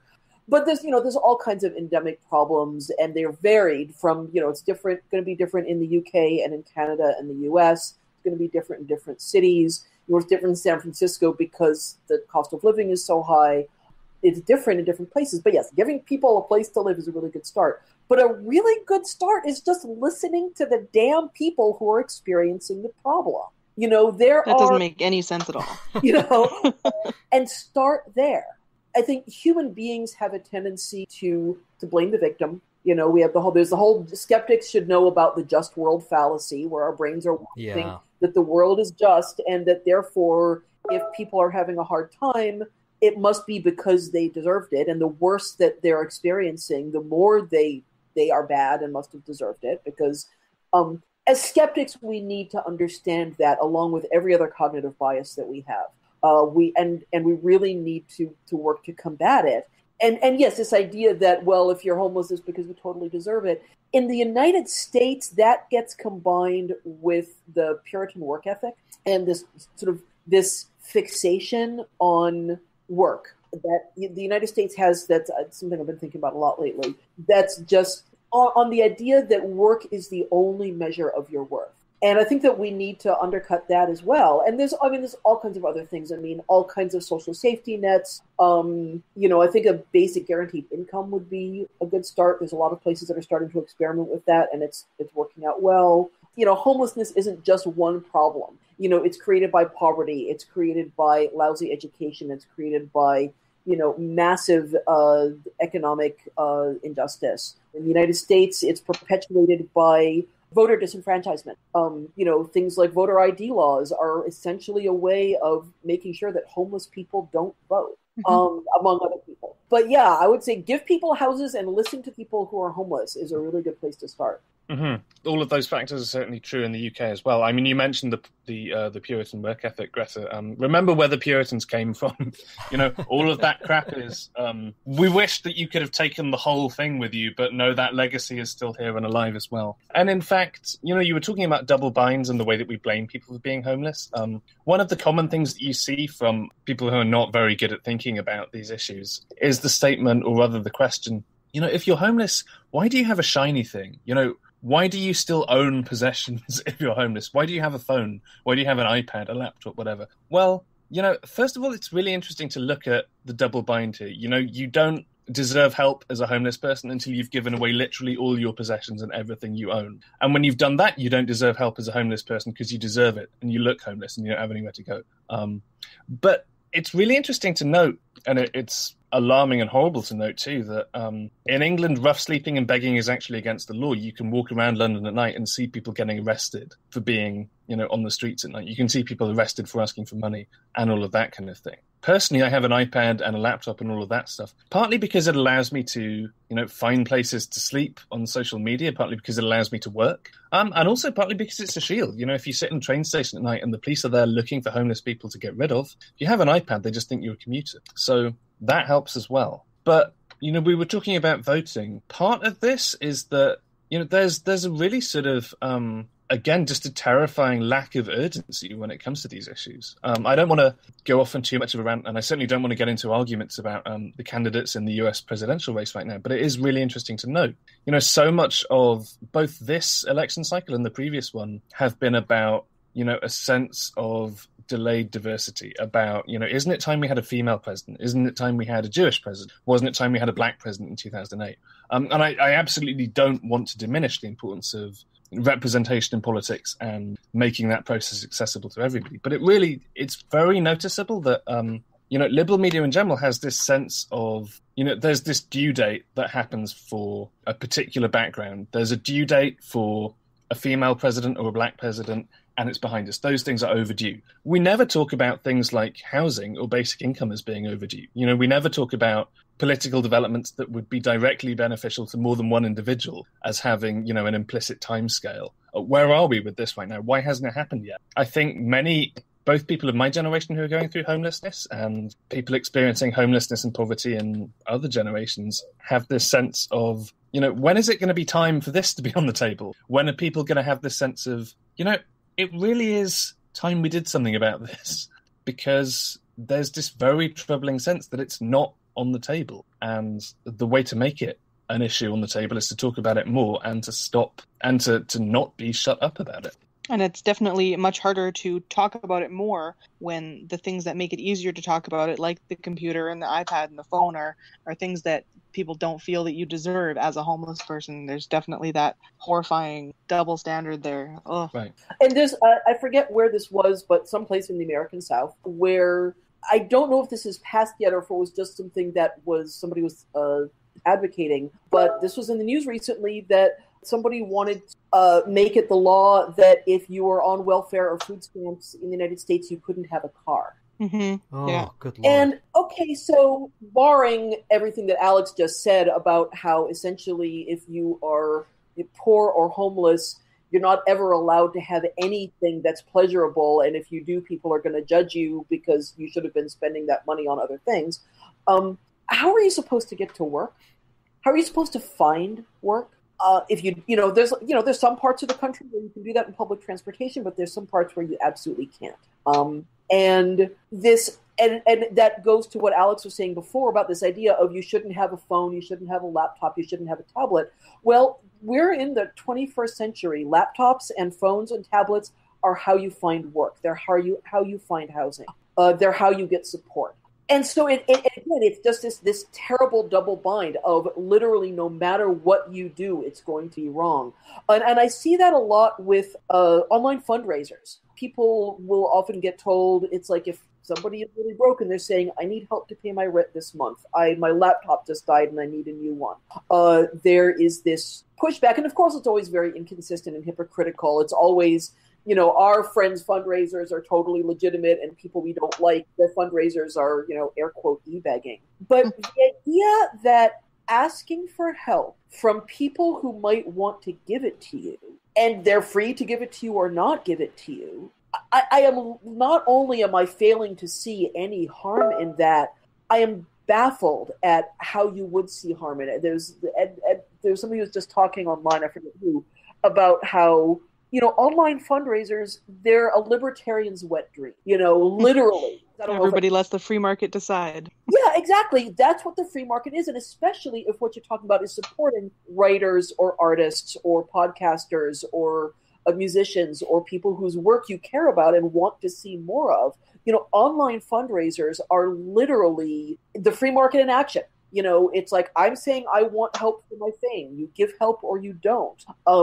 And yet even that gets shamed. And that just to me points to just how toxic and just poisonously irrational this idea is that by definition, if you need help, you don't deserve help. Absolutely. Yeah, I can't disagree on any point at all. And you see the fundraisers, there's a popular meme going around right now that, we want healthcare so people don't have to put up fundraisers so that they don't die. Things like that. As a Canadian, that whole idea is just baffling me, that you could actually have your life threatened because you can't get medical care because you can't afford it. But everything else that people fundraise for rent, for the things they need to do their job and everything else on top of it, it's the same thing, that you need those things to get by. And when you're unemployed or underemployed or something comes up and you just ask your friends for help and get shamed for it, it's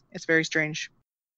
So I have kept you guys a bit longer than I expected. Is there anything else that you wanted to say or add or plug before we let you go? Well, I would just say something, which is we've talked a lot about our site. Don't think anybody's mentioned, but our actual address is theorbit.net with the-orbit.net. Having mentioned that I'm on the design committee, I'm very proud of having made the dots in our .net pale blue. Makes me very happy.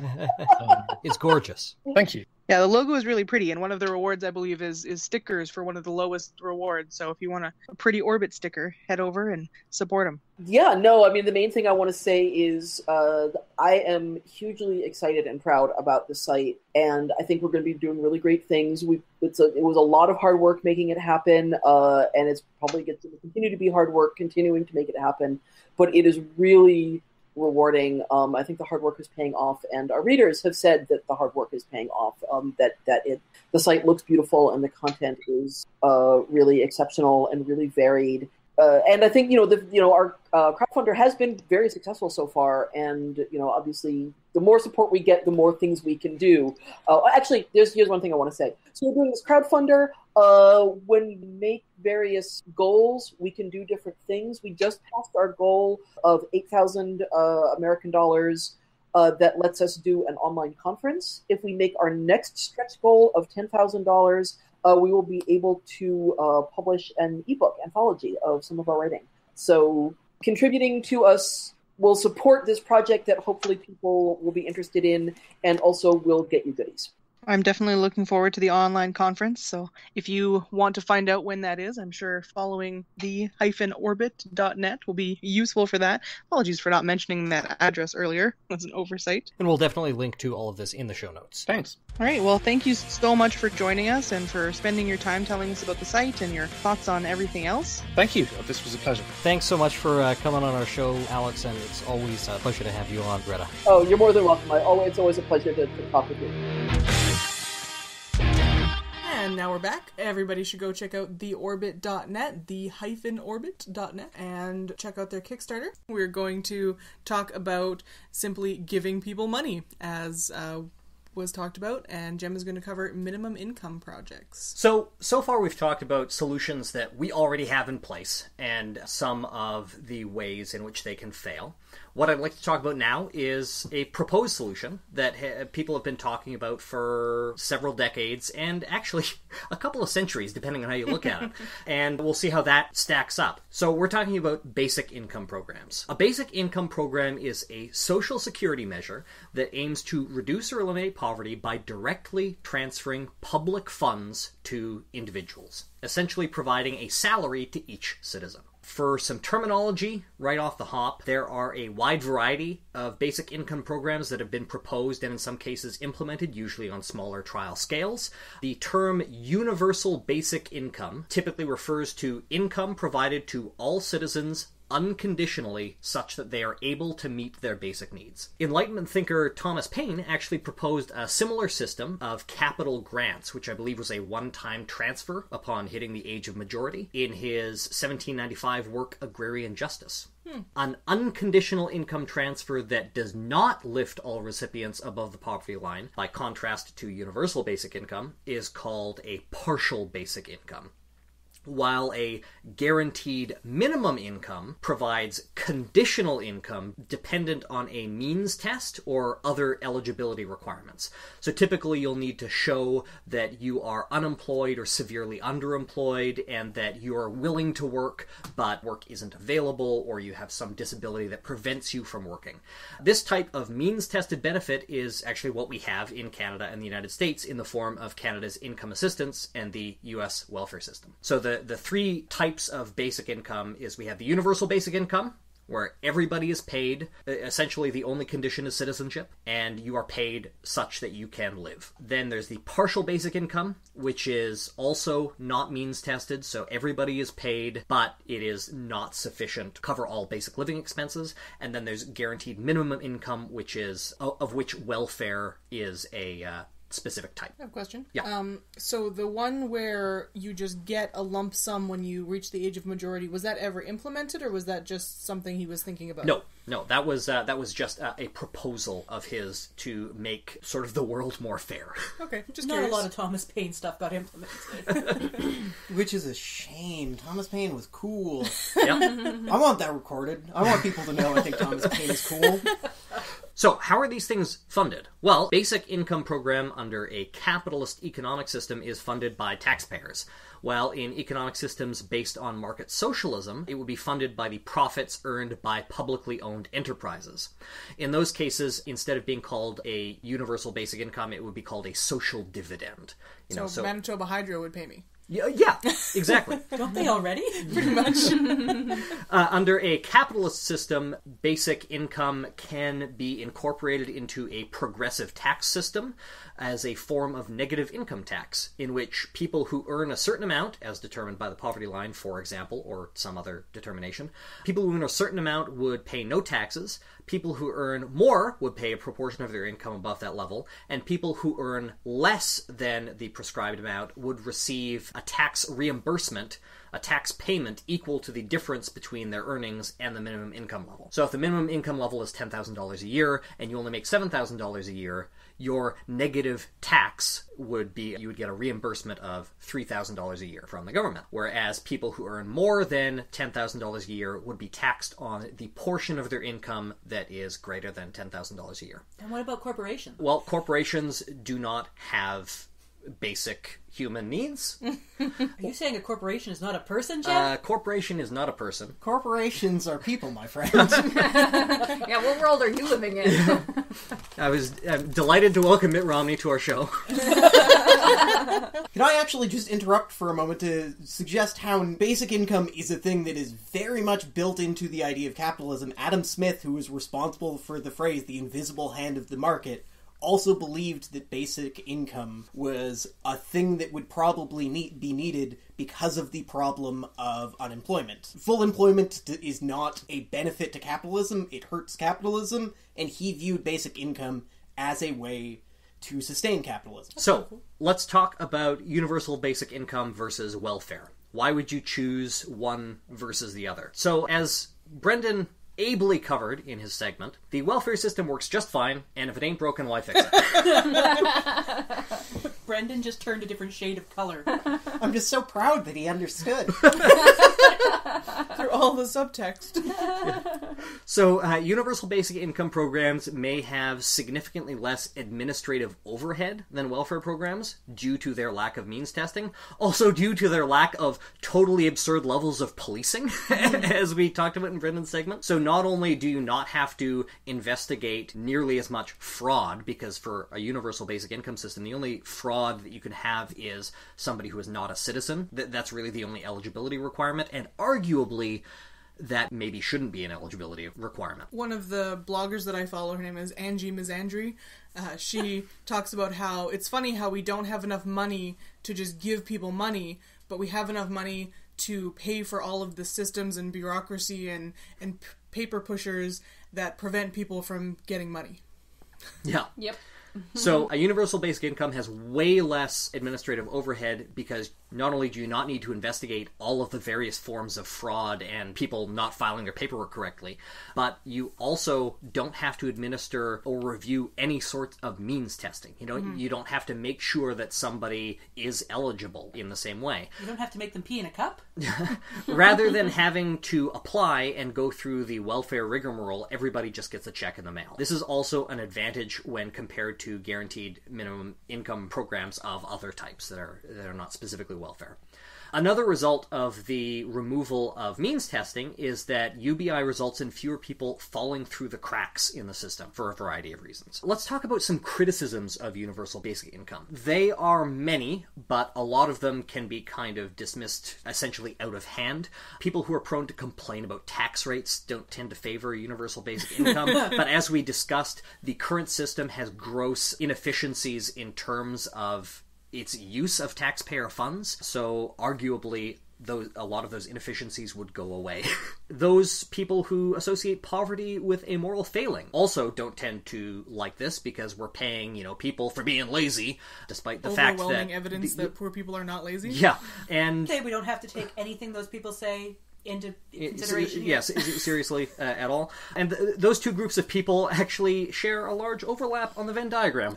There's a little bit of motivated reasoning going on, shall we say. I would like to state that I am somebody who pays a lot of taxes, and I feel like I should be paying more taxes. So one of the most common criticisms of UBI is that it disincentivizes work. Mm-hmm. After all, nobody really wants to be employed, and the only reason anyone ever does anything useful is because they get paid for it. Capitalism! So to take the idea of perverse incentives seriously, though, we need to take a close look at the perverse incentives that already exist in the current system, which we actually talked about a little bit during Brendan's segment. When we look at the welfare systems in place in Canada, the United States, and Europe, we see that a poverty trap can occur when benefit payments decrease as income rises.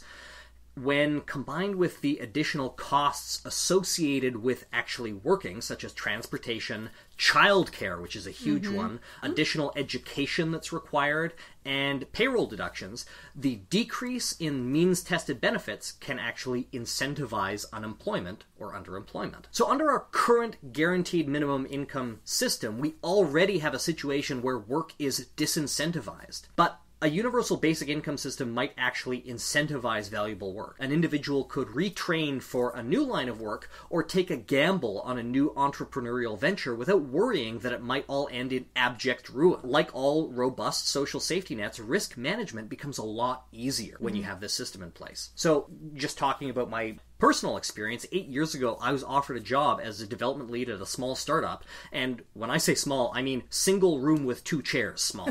What I said to Laura at the time was that if we're going to take a risk like this, now was the time to do it. We were young, we didn't have kids. It paid off, and now my company employs about 30 people, Brendan being one of them. But if I had to take that risk again today with a young child and another on the way, I doubt that I would do that. I'm actually not sure if we've mentioned on the podcast before that Laura and I are expecting another child. Surprise! More Creek Newmans on the way. So, how would a universal basic income affect employment?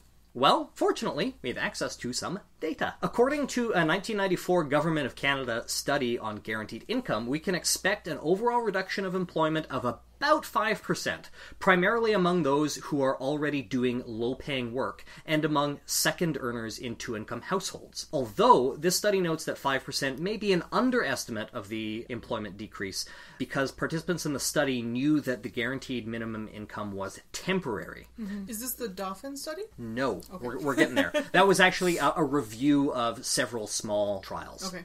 That was conducted in 94. But, as Ashlyn alluded to, we actually have some evidence that the decrease in employment might actually be less than 5%. From 1974 to 1979, Dauphin, Manitoba, which is close to home, was host to the Mincome experiment. Mincome wasn't a true universal basic income because it was technically means tested, in that under Mincome, every family was afforded a cash benefit that was reduced by 50 cents for every dollar that they earned in income, okay? So a true universal basic income, everybody gets regardless of what they earn, whereas under Mincome, your benefit was reduced if you earned money. But there was never a point where you didn't get more money by earning more money. Yeah, so there was no So you don't have a incentive poverty trap that way. So a final report for Mincome was actually never issued, probably as a result of the program being shuttered by a new Conservative government that was coming in. But a recent analysis of the program conducted by Manitoban economist Evelyn Forget found that the only significant decrease in work occurred among teenagers and new mothers. Staying at home with new children was less economically burdensome, so mothers could actually spend time with their child instead of having to go back to work right away. Because this was done before the year-long maternity leave, right? Yes. When was it done? 74 to 79. Yeah, so they might have even had like 3 months at that point. I don't even know. Less. Was it less? I know when I was born, it was like 6 months. That was max. But yeah, so anyway, this was... In Canada now we have a year maternity leave, but back then it was much, much less than that. Teens were also under less pressure to help support their families. Yeah. And that actually led to increased test scores and lower dropout rates in Dauphin, Manitoba. So teenagers could go to school and mums could stay home with their babies. Yeah. So amazing! That was responsible for the vast majority of the work decrease that they saw. There was also an increase in adults enrolled in continuing education programs, which may speak to the job training issue that I mentioned earlier. Overall, reduction in work was about 1% for men, 3% for married women, and 5% for unmarried women. So that's a lot less than the 5% across the board that was seen in the 94 review. And in an interesting turn, rates of hospitalization also fell significantly, both for workplace-related injuries and for mental health issues. Another study contradicting the decline in work narrative is the pilot project in the Namibian village of Omatara, which ran throughout 2008 and 2009. The project found that economic activity actually increased, prompted by the launch of several small businesses and the increase in the local economy's buying power. If it's the same project that I'm thinking of, there's a really great Planet Money episode on this particular case where everybody had a certain amount of money, and the things that people chose to do with that money was really interesting, and they saw all of these really cool tiny businesses start up that wouldn't have been possible otherwise. So one of the criticisms of that as a piece of evidence is, well, these people were living in total abject poverty, so that's not generalizable to our Western lives. Which I read, and I stared open-mouthed at the screen as I was reading this. I'm like, seriously, that's a criticism of this program? Well, it's helping people. Well, when you hear that, people in the West don't have it that bad, they have refrigerators. Like, it's obvious that people don't make good faith arguments about what poverty is like in the U.S. Yeah, and there's more data coming. A large trial of true universal basic income was recently approved in the Netherlands, which will take place in the large city of Utrecht and 19 other municipalities. The start date hasn't been announced yet, but this trial won't be means tested, meaning that citizens who earn an income will not see any decrease in their basic income over the course of the trial. Later this year, actually, I think in the autumn, Switzerland is going to hold a referendum that proposes adding a basic universal income provision to the Swiss Constitution as well, so we'll have to keep an eye on that. Yeah, I've been really excited to see all of these programs gaining more traction lately. Yeah, it is nice. There is another facet to this discussion of unemployment and homelessness that we haven't actually touched on yet, and that's the idea of technological unemployment. So during the Industrial Revolution, there was a lot of fear that technology would result in job loss. And actually, historically, that has not been the case. Every loss in jobs due to industrialization has actually resulted in greater gains elsewhere. Yeah. Also, why are jobs a good measurement for how we want to build a society? That's just super fucked up. That's actually a really good point. It is tangential to the point that I'm making, but in our capitalist system, you need some way to put food on the table. And jobs are the kind of, as Greta mentioned, that Puritan work ethic, right? Yeah. If you're not working, then it's a moral failing, right? Yeah. So there are convincing arguments to be made that we are about to see widespread job loss as a result of increasing technological innovation. And I won't go over the arguments in any detail, but I will link in the show notes to C.G.P. Gray's short documentary Humans Need Not Apply, which provides a good overview of those arguments. Robots. Yeah, the specter of this unemployment has caused some giants in the tech industry to push for universal basic income, or at least a trial in California, with Y Combinator president and polo shirt enthusiast Sam Altman writing that we will see a, quote, smaller and smaller number of people creating more and more of the wealth, and we need a new solution for the people not creating most of the wealth. Nice. There's no level of classism or imperialism inherent in that statement. Yeah. But at least he's thinking of the little people. And he's thinking of them as little people, I agree. So one step at a time, guys. One step at a time. Well, this is actually what I'm talking about here. This push has actually faced some criticism, and I'm going to quote a little bit from an article for The Development Set, written by Ross Baird and Lenny Mendonca. They point out that this attitude sees everybody who's not busy innovating and disrupting in California as some sort of inevitable do-nothing underclass that must be appeased, or else they'll storm the gates and tear Silicon Valley down. So now what's going to happen? I hope so. Quote, one could take this to its logical and cynical conclusion and say that the rest of the world will eventually be out of work and become a burden on the enlightened few. The universal basic income will keep these people at bay, end quote. Yeah, that's them sort of paraphrasing and expanding upon what Altman and others are saying.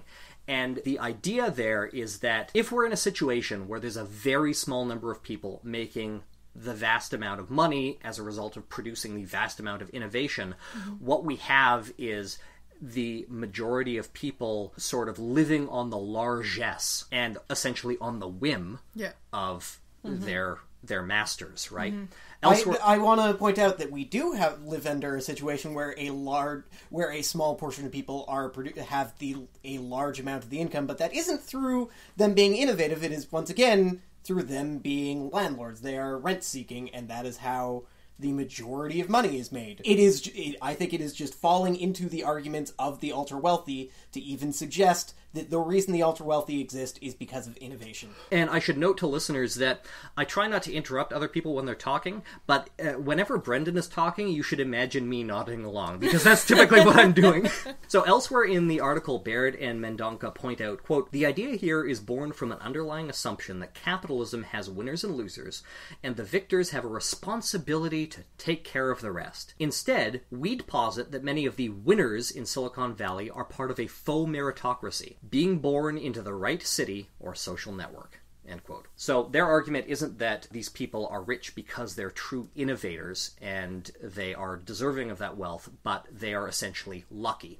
And that is an argument that can be made at great length and in great detail, but is, again, tangential to the discussion that we're having here. So I won't bore our listeners with that argument. So Mendonca and Baird argue instead that instead of focusing on the noblesse oblige of universal basic income, Silicon Valley should focus on helping people build wealth for themselves. And while I agree with several of the criticisms leveled at Silicon Valley in this article, because let's be honest, the tech industry is kind of a garbage fire, garbage fire. I don't see a lot of specific alternatives being offered that would properly offset the need for something like a universal basic income. And once again, not directly a critique of UBI, but one of the complaints that I see specifically about tech people like that bringing forward universal basic income is it seems like companies are trying to move away from their obligation to people, and they're just trying to leave it on the government side.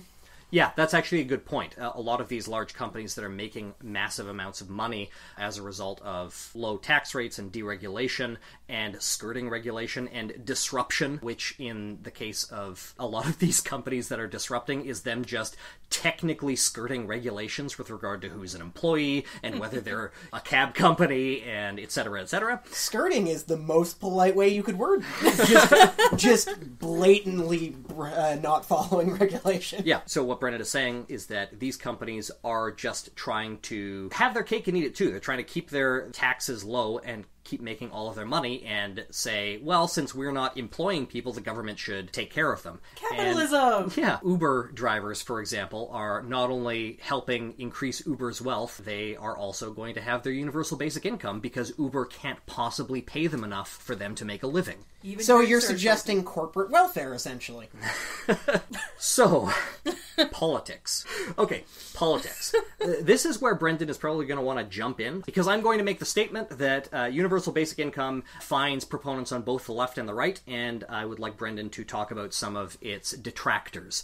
But universal basic income is that strange political animal that finds itself supported by proponents on both sides of the economic spectrum. Yeah. And the reason for that is it's seen not only as a means of achieving a more equal distribution of wealth and ending the tyranny of wage slavery, but also as a means of decreasing government bureaucracy and promoting entrepreneurship. As I mentioned, if you have that sort of basic level of income as a safety net, people are free to try to innovate with a new business solution, and they don't have to fear that they will be destitute and lose their homes, for example, if that business enterprise fails. And that is a promoter of capitalism, essentially. All right, so from a leftist anti-capitalist perspective, there... which is which we also call why we have Brendan on the show. Sometimes I don't argue for it strongly enough. There are arguments that you can make against minimum income, and most of the arguments against minimum income aren't about minimum income itself, it is the consequences of them. One of the first arguments that you hear, and is a serious thing that needs to be considered, is will the minimum income amount that someone actually gets actually be enough to survive on? Both, will it be enough to survive on if you don't have a job, because not everyone can work, but will it continue to increase along with inflation? Since minimum wage, most places, is not a living wage, and even as it increases, is still not at a living wage amount, there's real concern that minimum income would actually represent something that someone could live on. And there's the related problem with it is, if minimum income is in place, it might be at the expense of any other social programs that exist, because a lot of the things that happen under the welfare system right now wouldn't need to be there if we were just giving people money. But there are still support systems that need to exist, and if funding, mental health initiatives, for example, or shelters, because shelters still matter as a short-term solution, even if they are not a great long-term solution. Issues with addiction, basic healthcare. Yeah, there are lots of programs that still need to exist, even if minimum income is in place, and there's concern that if minimum income succeeds, it will be at the expense of those. And then finally, from an anti-capitalist perspective, there's a concern that minimum income is just good enough that people won't actually try and move away from capitalism and away from bigger systemic problems of inequality, because it's good enough that you can't rouse enough complaints about it. Right. And I have mixed feelings about all of those arguments. It's very dependent on the place and the time in which minimum income is being instituted. Yep. I don't think anyone is arguing that it is de facto bad, and by that I mean probably some people are, but that's but that's not a major argument I've heard. We've already discounted those people. Their opinion doesn't count. No, you could make an argument from anarchist perspective that it's not the government's business.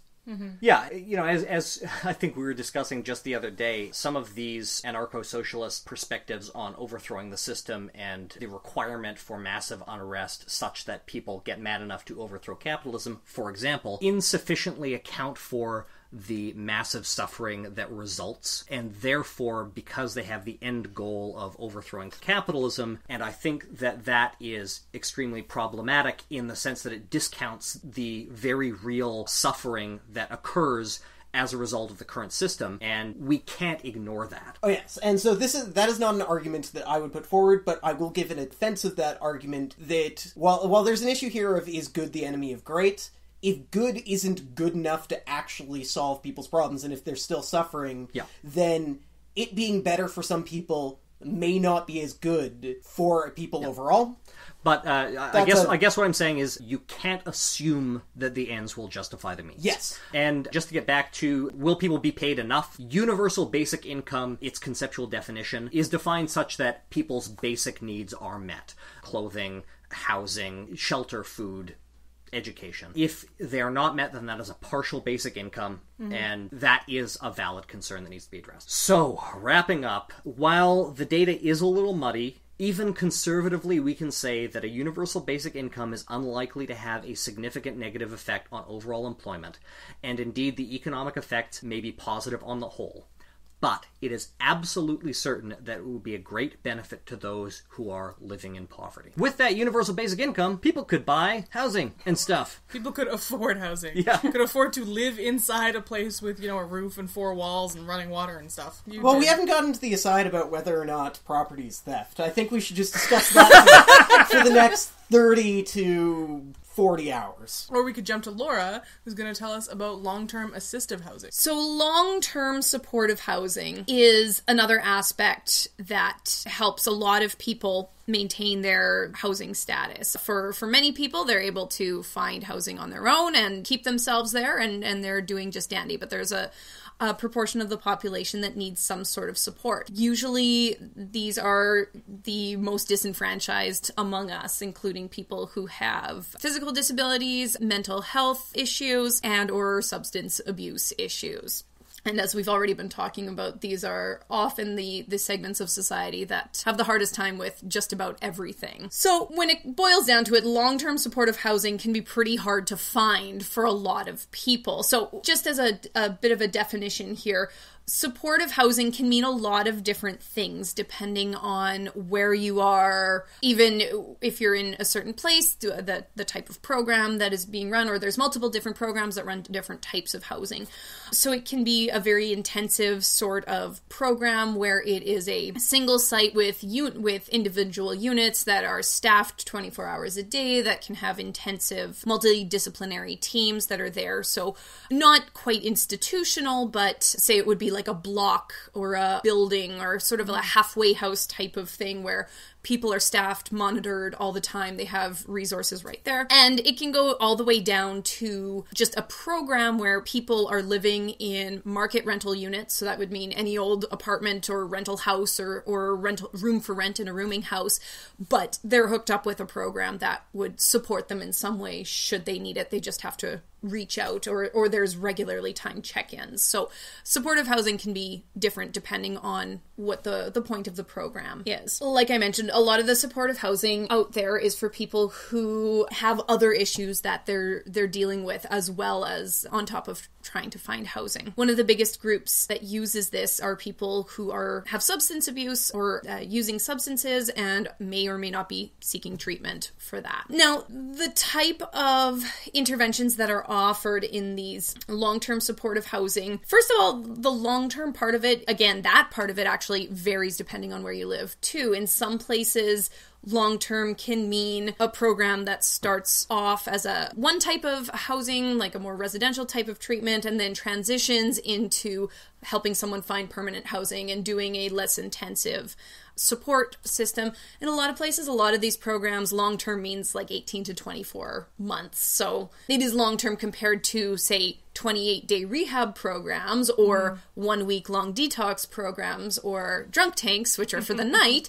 But in the grand scheme of someone's life, 2 years is really just the blink of an eye. Unless you're living on the street. And it takes forever to get through those 2 years. Oh, absolutely, absolutely. But if we're trying to sustain things and hopefully have a longer life than a lot of people who are unfortunately living on the street or who are homeless, 2 years is not a lot. Mm-hmm. So there's different types of programs, and Ashlyn's going to talk about some of these too. But one of the most common types of program is called the treatment first model, or the linear model, or sometimes a stepwise or staircase model.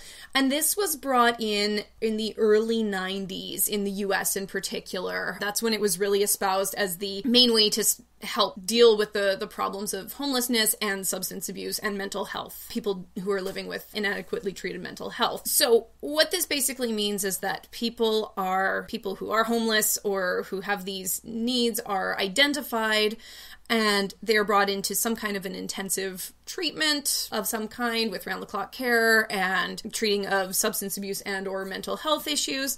And then as they will progress through a series of steps that become less and less intense, so they'll go from an institutional type setting to more of a group home to maybe living in their own little suite in a block, to then finding housing. Either they find housing on their own once they've sort of graduated the program, or the program has housing, independent housing that they move on to, or something like that. So basically, it's right from the start of these programs, it's based on treating the issue that did or did not, but the issue that is making people homeless or causing their issues in life. One thing that's important to know, though, is that while it sounds like a great idea, treat the issues and then get them housing, one of the big issues in terms of long-term housing in these types of programs is that housing is often used as a sort of reward. In a way, people must consent to treatment and they must adhere to treatment in order to get the reward of long-term independent housing, or even any housing at all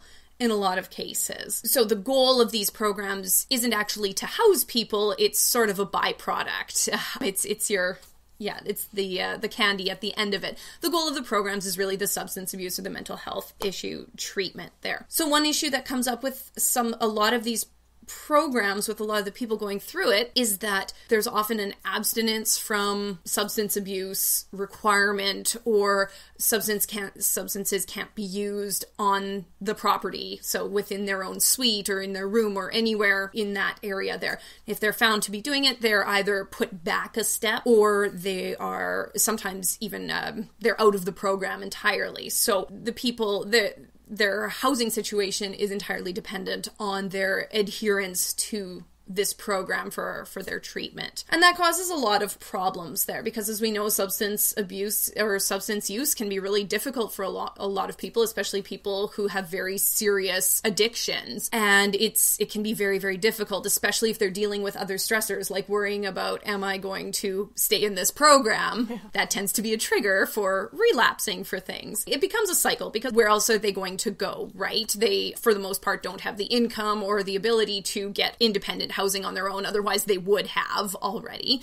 So then their options become very limited. They end up on the streets often, and then in order to manage their addiction or self-medicate or health issues or whatever else it is, as Brendan was mentioning, a lot of these systems, it gets wrapped up in the justice system very, very quickly. Mm-hmm. And particularly in the US, but in Canada as well, drug offenses will get people thrown in jail pretty quickly. Even just public drunkenness will get you thrown in the drunk tank, and then now you've got charges and this, that, and the other. And it can rack up really quickly, and it makes it really difficult for people in these types of systems to maintain housing at this point, because they have nowhere else to go. Maybe they get released, maybe they get to go back to a rehab program, and then they relapse again, and then it just cycling. Yeah, there are case studies where people have gone through this cycle of go to rehab, get housing, up to like 30 times. Absolutely. And some people will actively refuse these programs because they've gone through it and had a failure, or because they know people who have, and they say it's just not worth it for me at this point to do this. And sometimes it does feel very paternalistic as well.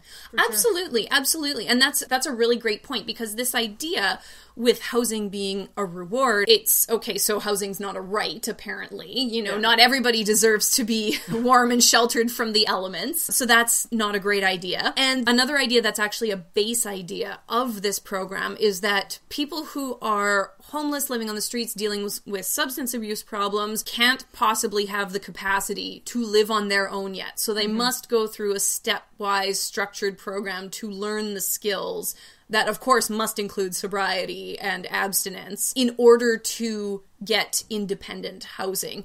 And that's a blanket assumption made for a large group of people that are very diverse from different backgrounds and all sorts of things.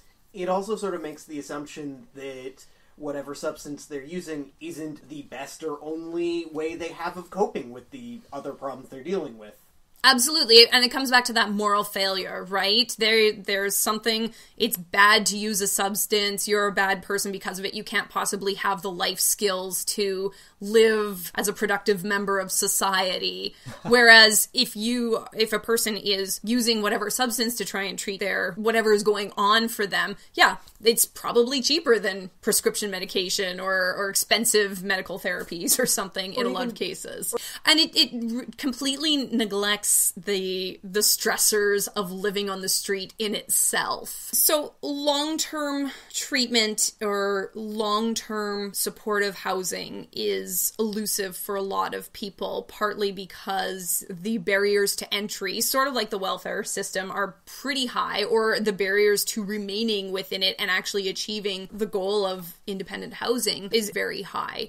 And set you up for failure. It really does. It really, really sets us up for failure. And even for those who make it all the way through and are able to overcome all of those roadblocks in the way, if a program only lasts for 24 months and then now they say, okay, go find an apartment. Okay, well, depending on where you live, that may be easy or really difficult, and it may suddenly be completely unaffordable for you for a variety of reasons. And so you may be doing great, you may have all the skills, and then there's unforeseen things that can come along. Like Winnipeg's less than 1% housing availability. Absolutely.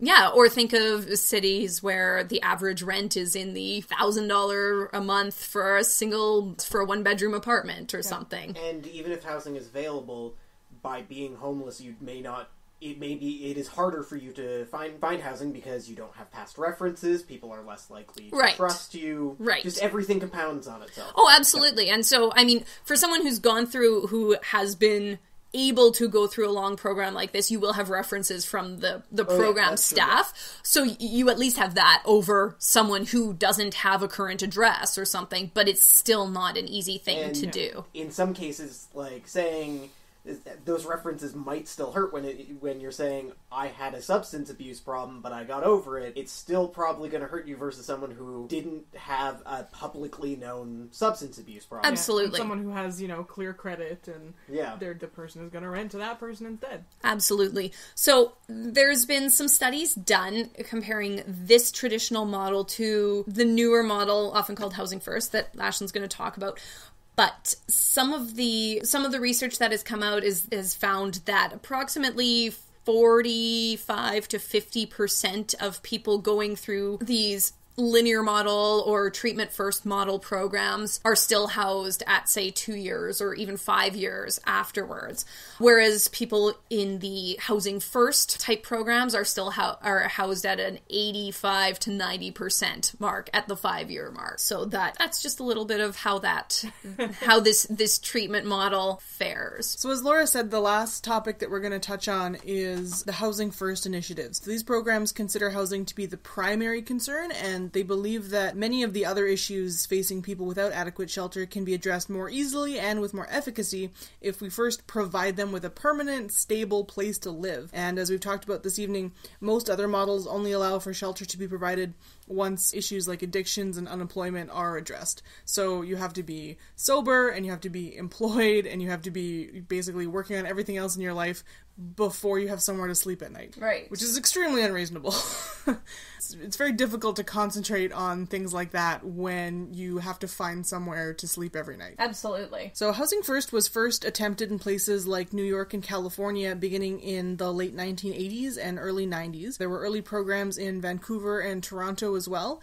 It grew out of the philosophy that housing was a human rights issue and that people should be moved as quickly as possible off the streets and into housing without having to jump through hoops like eligibility or compliance with things like sobriety. Most Housing First programs don't simply find places to people to live and then just leave it there. Like, they don't just dump you in an apartment and go, yay, you have a place to live, now all your problems are solved. Because that would also be fairly unreasonable. And that wouldn't work out very well for a lot of people. It's a lot of liability there. Yeah. A lot of aspects of the long-term supportive care are also included. Most of these programs will have things like addictions treatment, disability support services, and all kinds of staff available to people. There are some programs even who have people who are experts in the justice system who can help you out with things because, as we've noted, there's a lot of intertwining of the justice system and things like shelters and the homeless system because you get involved. Everything is all It's twisted difficult up to together. not get yourself intertwined in everything. Yeah, Once I mean, you're in the system, you're in the system. Yeah. when sitting outside at the wrong time of day can get you arrested, it's really hard not to get arrested. Yeah. Residents of Housing First initiatives are generally expected to pay about 30% of their income towards rent.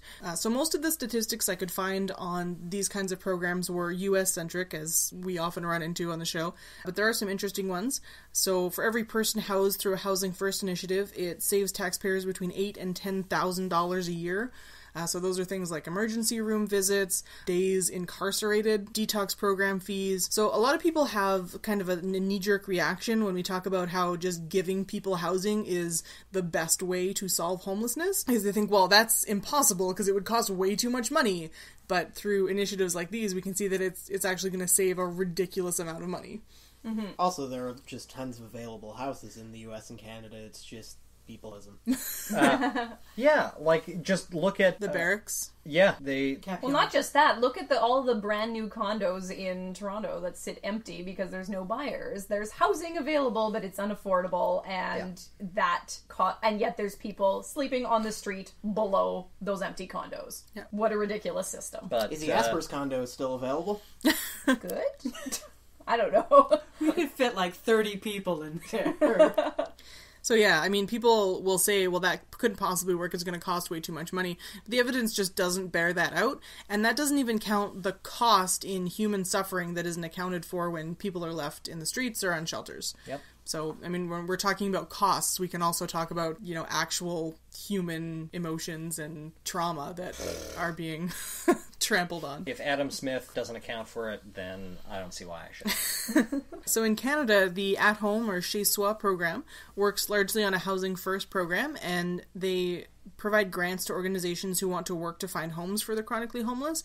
And so far, they've housed about 1,000 people. They work mostly in 5 cities, including Winnipeg, which I didn't know. So that's cool. And they were actually, I was surprised. And like we were talking about before, it's sort of one of those things where once you set out the pros and cons of the program, it is largely accepted by both sides of the argument that this is something that was going to save us money. So this Chez Soi program was actually spearheaded by the Conservative government in 2013. So I was pretty impressed by that. Mm-hmm. That makes me feel weird in my tummy.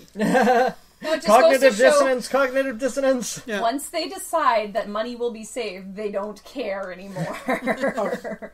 Well, I'm not going to make this conversation longer. I'm going to be Okay. Brendan and I both over with.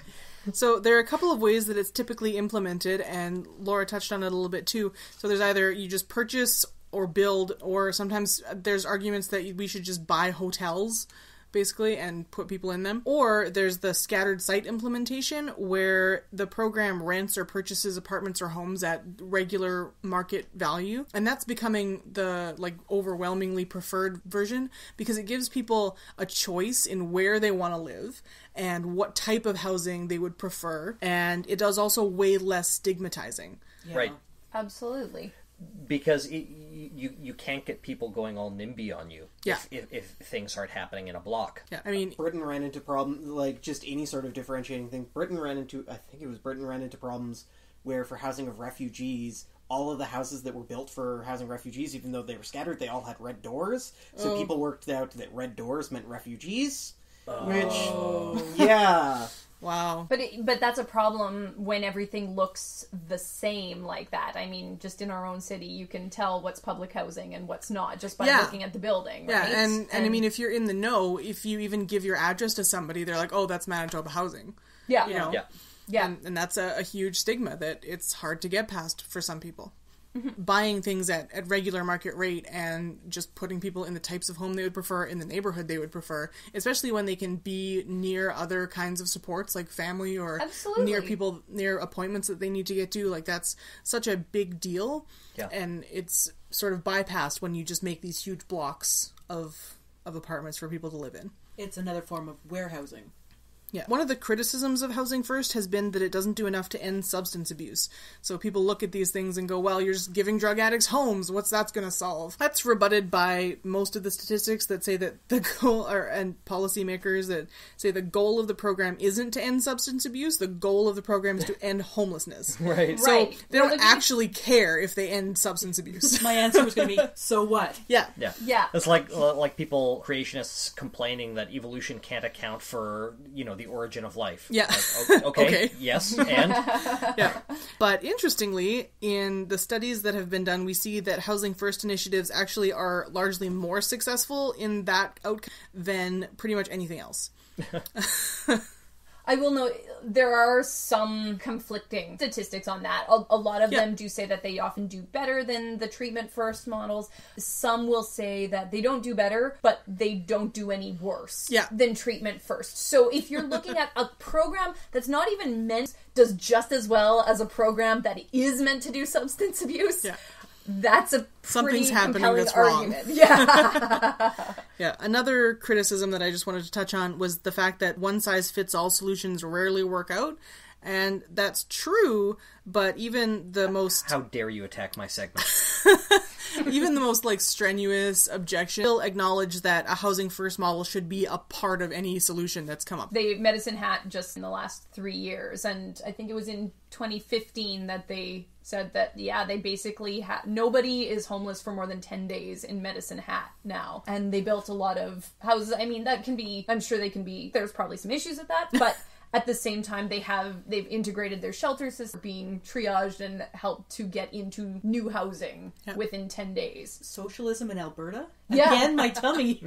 And it's actually, there's some, if you go to the website for this, we'll link to it in the show notes, the current mayor of Medicine Hat is talking about how much cheaper it is for the city to do this, and how they were first proposing this. He was just a councilman and he opposed it because he's like, well, why should they get granite countertops and not me? And he's like, and now I see how silly that was. Like, it's a really great turnaround. The one thing that he noted too was that hospital usage went down. A lot of the social system uses that are normally very, very high costs due to homelessness went down. The one thing that went up is that court appearances actually went up because people showed up to court now. Yeah. If they had outstanding charges or something, they actually went to court. Instead of just skipping it. Now they have an address where they can actually get the letter about it. They're ready to do some of the things they couldn't possibly deal with when they just had to figure out, where am I going to sleep tonight? Yep. But so there's a whole city in Canada that's working on this housing first. And I think Utah has also implemented it basically across the state with really great results. Yeah. Great. So I think the main thrust of the show is that everybody deserves to have somewhere to sleep at night, and we should give everybody enough money so that they can live, and also communism. So we've also determined that this show is left-leaning for Canada. So for our international listeners, I apologize. Whoa, I think everyone wants to be an internationalist. I don't apologize. I'm not sorry for this. So, Jem, what are we going to be speaking about on our next show? Oh, boy. Okay, so I was going to talk about scientific racism, like ideas like eugenics and certain claims about human biodiversity that are common in the tech sphere for some reason these days. But like a lot of Ashlyn's picks, this month has been a pretty heavy one. Damn you for talking about things that are actually important. So maybe we'll talk about cryptozoology instead. Although, a quick trip to Google tells me that God's Not Dead 2 is playing in the theater across the street in 90 minutes. Who wants to go? Well, thanks for listening to the show, and thanks for joining me, everybody. I think it was a great show. Yeah, thanks for coming on again, Brendan. Excellent. It's always nice to have you. It was my pleasure. We appreciate your research and your book lists. You make the rest of us look like chumps. Yes. Good night. Good night. Good night. Cheers. Hi. You've been listening to Life, the Universe, and Everything Else. If you have any questions or comments, or you'd like to suggest a topic for the show, send us an email at lueepodcast@winnipegskeptics.com. If you want to show your support, give us a review on iTunes or Stitcher, follow us on Twitter or Facebook, or just share the show with a friend. Our music is produced by the very talented Ian James, and this episode was edited by Lauren Bailey.